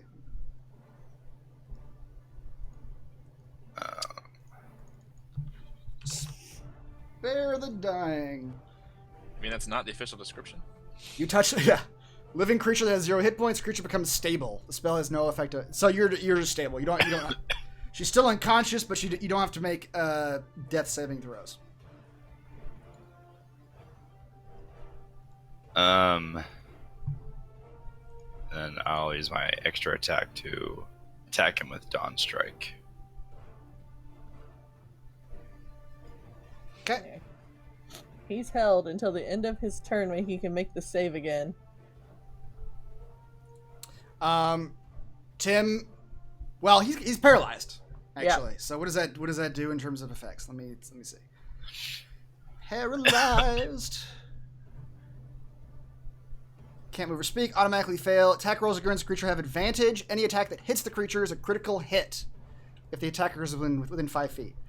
So you have advantage. So roll that again. Okay, better. And that's a critical hit. So I'm gonna take both those damage dice. So you do 16 damage to him Why is that a critical hit? because that's the Because he's paralyzed. Oh. I'm holding him in place and screaming out at everybody, hit him, hit him, hit him. And can I heal Corinne for 8? You sure can. Alright.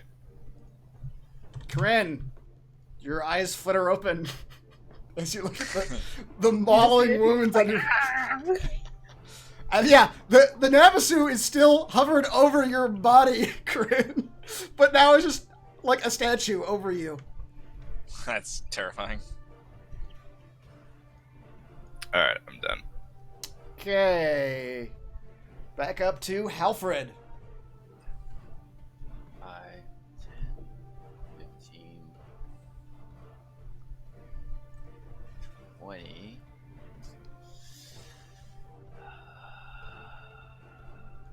So I get automatic crits on him? Unless if you have to be within 5 feet to get the automatic crits. Hmm.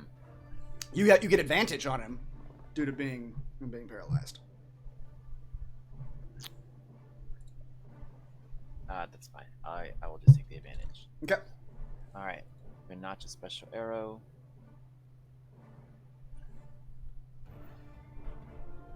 God damn. Bunch of ones though. Yeah. How much damage is that? 15. Crits in this. I know. Flashing arrow. He saves that. Is there Even though anything if he's paralyzed? that's a good question. I don't think paralyzed has anything to do with He fails strength and dex saving strength and throws. dex. Yeah. Alright.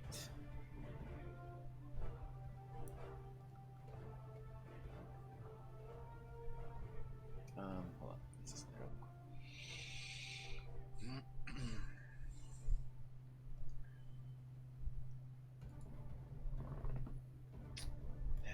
trying to stop on a grappling hook, but it won't do anything right now. I'm just gonna shoot him again. 20 for 8. You hit. Let's just back off a little bit. Okay. Kazan, you're up. I will nod to the prisoners. They're like, sorry guys, I have some pressing concerns right now. I just want to watch one of my friends get eviscerated. Alright, so Corinne is awake and conscious. She is. With 8 hit points. That's the demon right there. Yes. Alright, let's do the advantage and I auto crit. If you hit, yes. But I have advantage just to attack him? Correct. Alright. Let's start doing that business. Hey, let's add to the crit party. Add to the crit party. What is going on tonight? Alright, it's 20 damage. So I crit. I didn't even need to do the auto crit. Nope, you didn't need the auto crit. You got a crit. How's the demon looking? He's looking slightly damaged. We haven't done much. This is a terrifying demon. Yeah, I can turn him if he snaps out of his paralyzed, but I'll continue attacking him. Wowzers. Wow! Alright, another 7? You can reroll that 1, right? Or is that part of your... I should be. I could reroll the first one too, because I rolled a 2. So I'm just gonna reroll all this. Alright, and reroll the damage. Roll 1d4 plus 4 plus 1d4.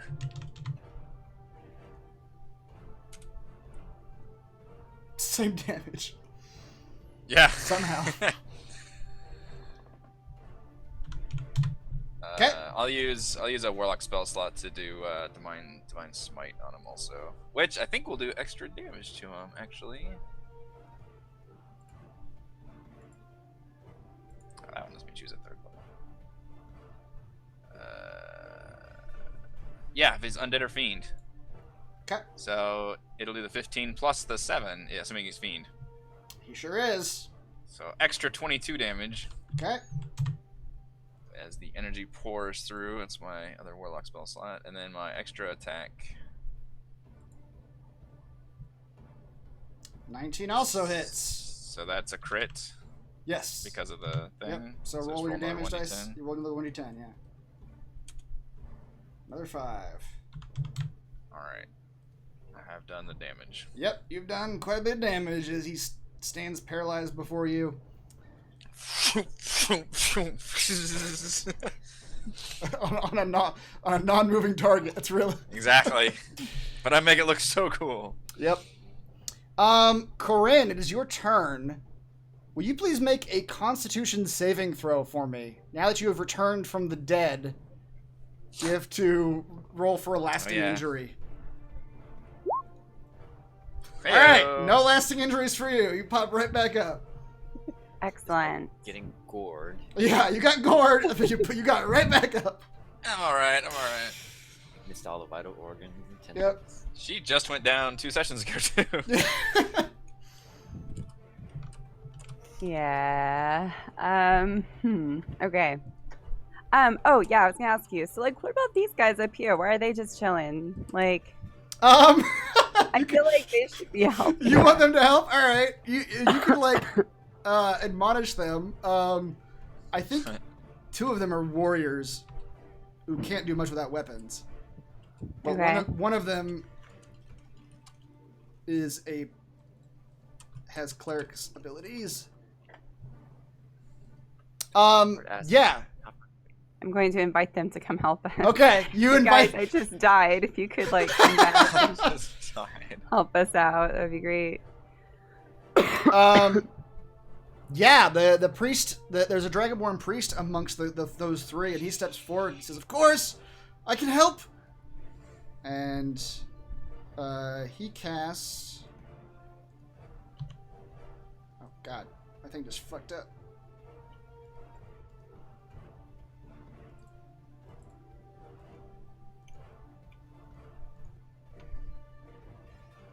Albert asked Corinne, how afraid are you of dying right now?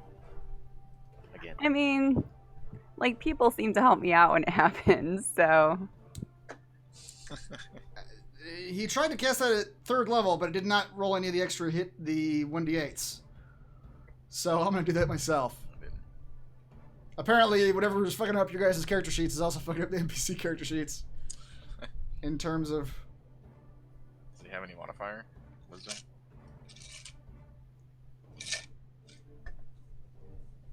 Also, I didn't mean to roll It's D20s. not D20. No, I didn't hit D20s. Alright, he heals you for 16 plus... Does he have any wisdom? Plus 3. He heals you for 19 hit points, Corinne. Yay. As you ask him to join the fight. I feel so much stronger. The other 2 are sort of warriors, and they sort of shrug their shoulders like, you have any weapons for us? I don't want to go punching a demon. I would recommend it. But the priest will help you on your turn as much as he can. All right. So I actually still have an action. You do. Okay, so now I'm finally going to use this ring of spell storing I keep forgetting about that I have. So when I cast one of these spells from this that it came with, does that take up my spell slot? I can't remember. No, the spells are from that. The spells are stored there, so it does not take your spell slot at all. Okay, so I'm gonna cast Ray of Enfeeblement. Oh, can I actually click on it? I don't know if I can actually click on it. I don't know if you can either, actually. Not in my thing. Raven Enfeeblement. It's a.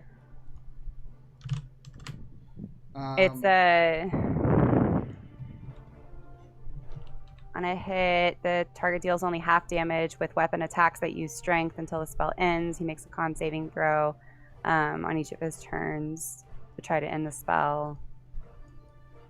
Okay, so he needs to make a Constitution saving throw, which the spell was stored at a 16. Okay, so he will...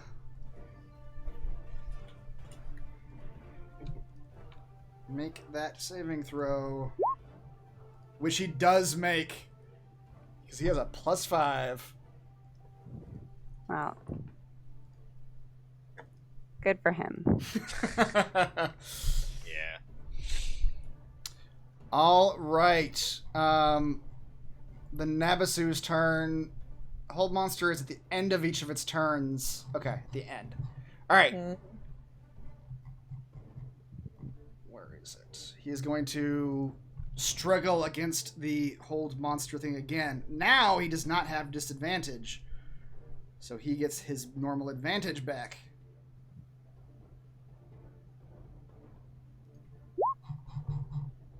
Which he critically succeeds on. Damn. The paralyzed drops and he drops to all fours and turns and glares at you, Bryces. But that is his turn. And now it is your turn, Bryces. Okay. Do it again. I guess I could try. Because otherwise, I'm a dead tiefling here in just a minute.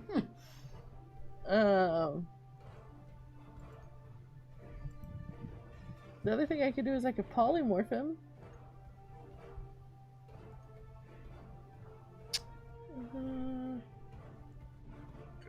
What was his save? His save wasn't that good, but he gets advantage. Is a bummer. Yeah. Yeah, his wisdom was a +2. Well, he critically succeeded. Alright, I'm gonna try it again. I've got one more heightened spell left in me. Alright. Oops. I do. There you go. So one more. So you gave him disadvantage, which Yep. makes it regular. Yep. Okay. You throw your hold monster onto him, and he comes out of the paralyze, goes down on all fours, and then is paralyzed immediately again. Just in a crouching position in front of you. All right, Tim. Your wild magic surge. Oh yeah, you haven't. Yeah, you've forgotten to do that a couple times actually. I know. Roll it twice for me because I know you've at least cast 2 spells. Oh shit. All right, that'll do it. Did I do that right? No, I put a space. Hang on. No, you rolled a I did? Oh no, you rolled a 1. Never mind. Yeah. Yeah, roll Just 1. rolled 1. I put the space. Whoops. That was my bad. Alright, there's the first one. Okay, 1 more. Oh, no space, Heather. Okay. Okay, you're all right. Keep trying to put the space. Okay, Tim. I'm literally screaming out, I can't do this again! Kill this damn thing! Meanwhile, talking to it in Infernal, why, brother? Why couldn't we work together?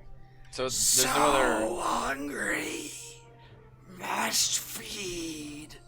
I would have found you something better to eat.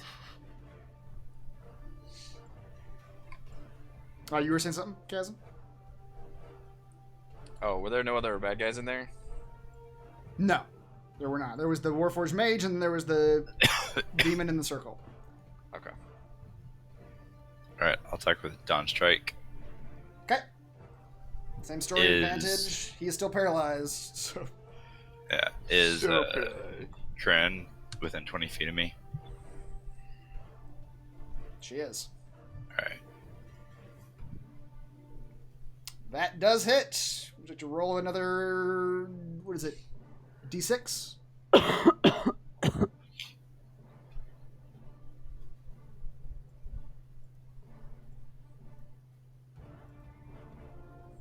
Alright, you do 12 damage. Alright, I'll attack again.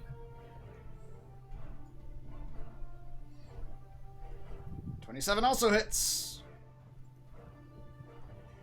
For 6 damage. And half that will go to Corinne. So that's 18, so it's 9 health. Thanks. Okay, Halfred. How's the guy looking? He's looking pretty damaged now. You guys have just been just holding him Haven't let him go paralyzed. again, You have not let him go again. Yeah, he's just like a caged animal waiting to just pounce on something, but you're just holding him in place while you all just smash at him. Can I force him to drink a potion?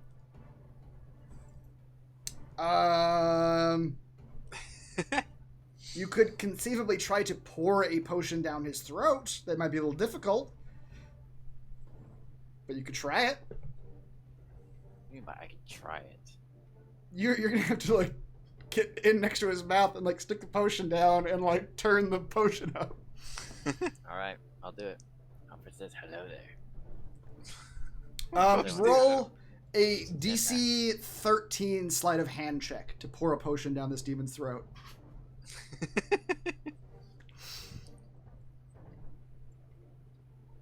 Oh, shit. Okay, well you had advantage, but Damn it. 9 is what you rolled Okay. originally. Do I get advantage for being paralyzed? No, you don't. He gets disadvantage on things, but you don't get advantage. Damn. He's Alright. lucky. No, I used it all up. Oh. Alright. I'll just pull my short blade bow out then.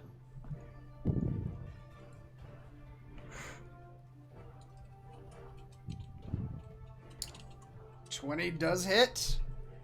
You can roll your crit damage. 8 plus 6 is 4. How much is that? 14? 14. Yeah. 24 hits.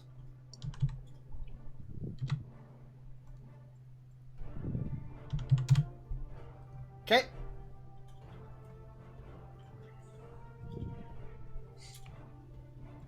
Oh. And I get a melee attack with my short blade bow.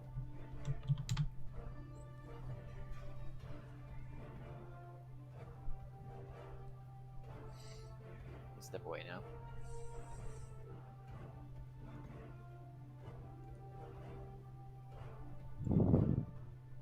Okay. Did you get that last one? Yeah. Oh, yeah, okay, the last one. Yeah. Another 10, yes. Alright, the demon is looking very bloodied. He would be slumping if he was not paralyzed in position at this point. Kazan, your turn.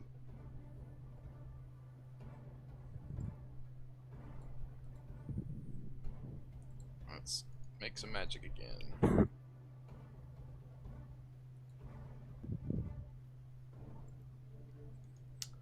$23 for 14. Kazan, you put one final slice right down the middle and plunge it into his head. His body, for a while, still just stays paralyzed as his eyes go cloudy. Rip his head off. You rip his head off. All right. Yeah, fucking. You see what he did with the Corinne? There was you barely noticed it while you were fighting him, but there was a aura of darkness around him. Then suddenly the room lights back up as this falls away, and you pick up the bloody bat head in your and Corinne, you want this? No, I don't.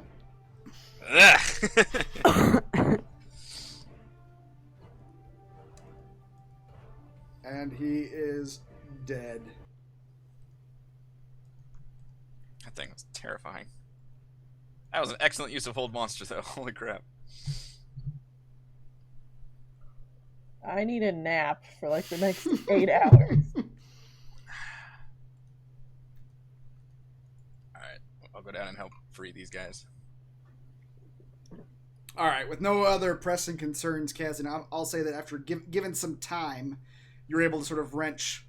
4 days later. Yeah, exactly. It may take you a little while, but you're able to sort of wrench your glaive in there and pry open the doors. Good lord, there's like 12 pedestals and 14 orbs down here. And the people start pouring out of this room. The dwarf says, "Thank you, sir. I thought I was going to die in this tower."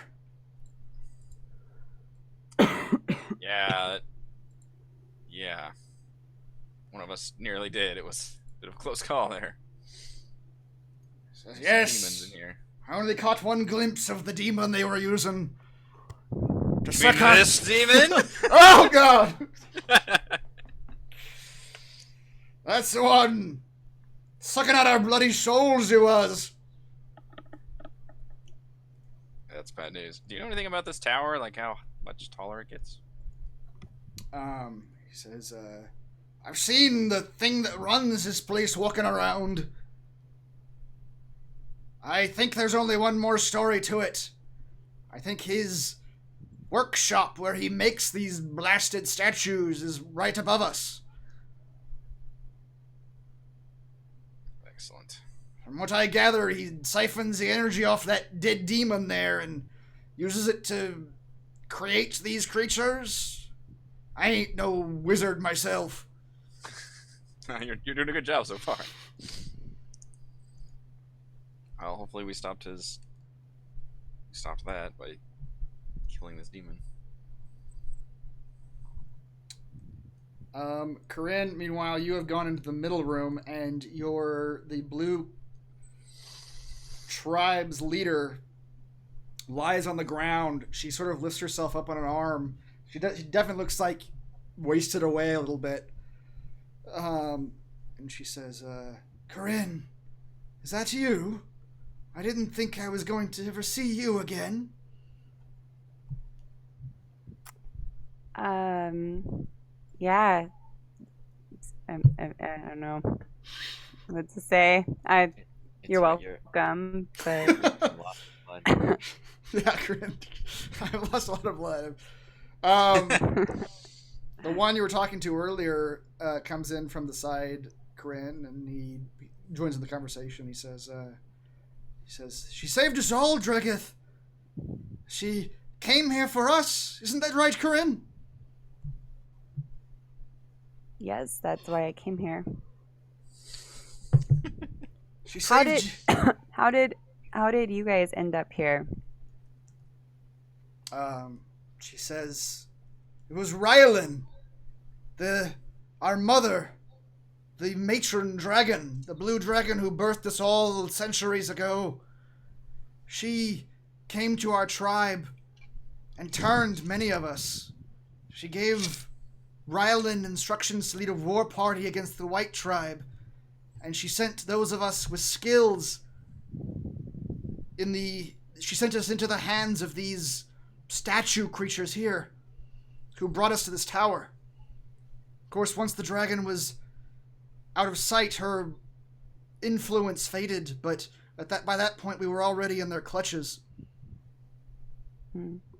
Corinne, she grasps your wrist. She says, "Corinne, you have the bracelet. You took it from Rylan, then?" Yes, I do. She says, "You're the only one that can end this now, Corinne.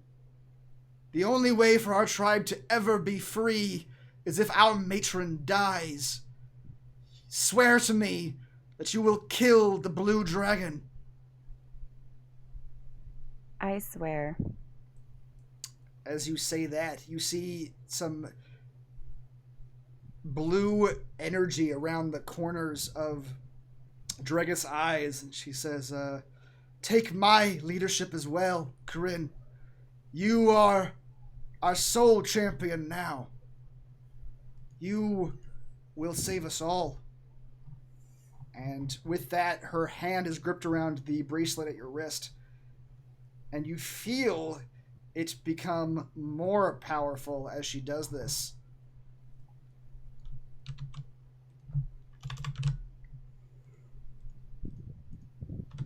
As the bracelet of the blue tribe gains 2 additional abilities on top of what it already had, which are the final 2 on here. Creatures have disadvantage on saving throws against spells you cast that inflict lightning damage.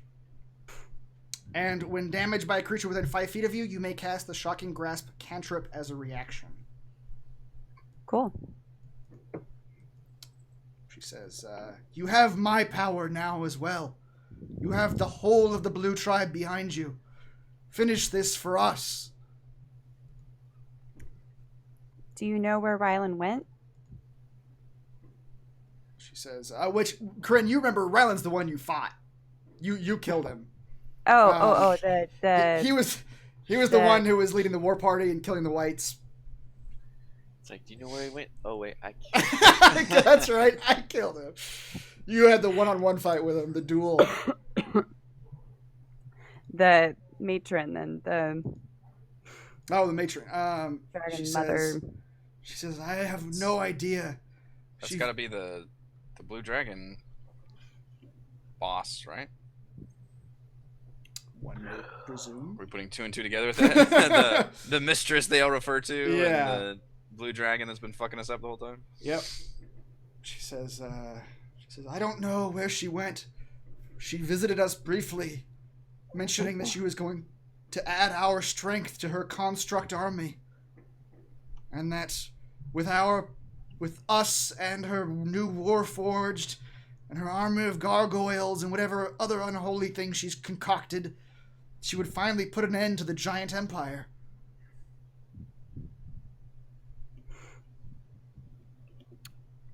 All right.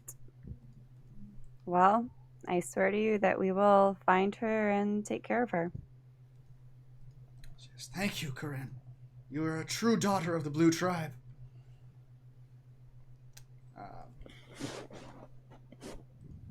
She says, "But now I think you have some unfinished business in this tower. The owner of it still remains upstairs, concocting more of these creatures." And she motions at Tim, and she gets a little wide-eyed when she sees Tim.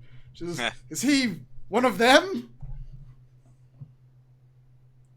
Sort of. Yeah, but he's harmless. She says, Good. Well, finish this. End this construction of these creatures, and then finish this for good and all. With your leave, I will take what remains of our brethren and return to our tribe.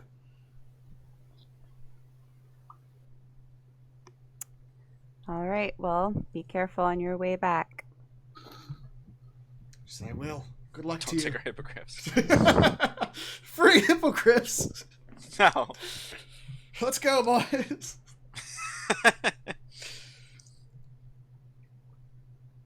All right. I think that's as good a place as any to end this session. Let's do some experience. You guys 2 big old fights.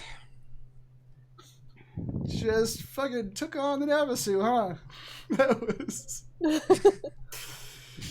Alright, you killed 1 Warforged Guardian worth 3,900 experience.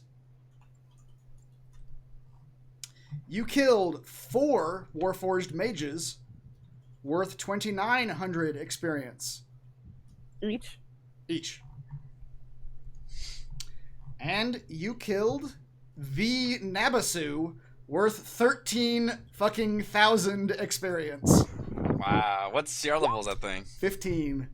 Wow. You were not necessarily supposed to fight him. Holy crap. All right. All right, so it's a total of 28,500 divided by 5 is 5,700. What was the total? I already did that piece. You're gonna have to redo the math. So plus our current 80396 gives us 86,096. Oh, so you guys got enough for 11. Yep. Alright, well, you're in the middle of a dungeon, but... So it probably won't happen next session, so I won't say prepare it for next session. Well, you guys might finish this dungeon next session and be able to long rest. Can I long rest now? You could. Might be dangerous. So I'll say prepare for 11 next week. We'll see if you actually get there. Get out of this dungeon and are able to long rest and level up. 2,900 times 4.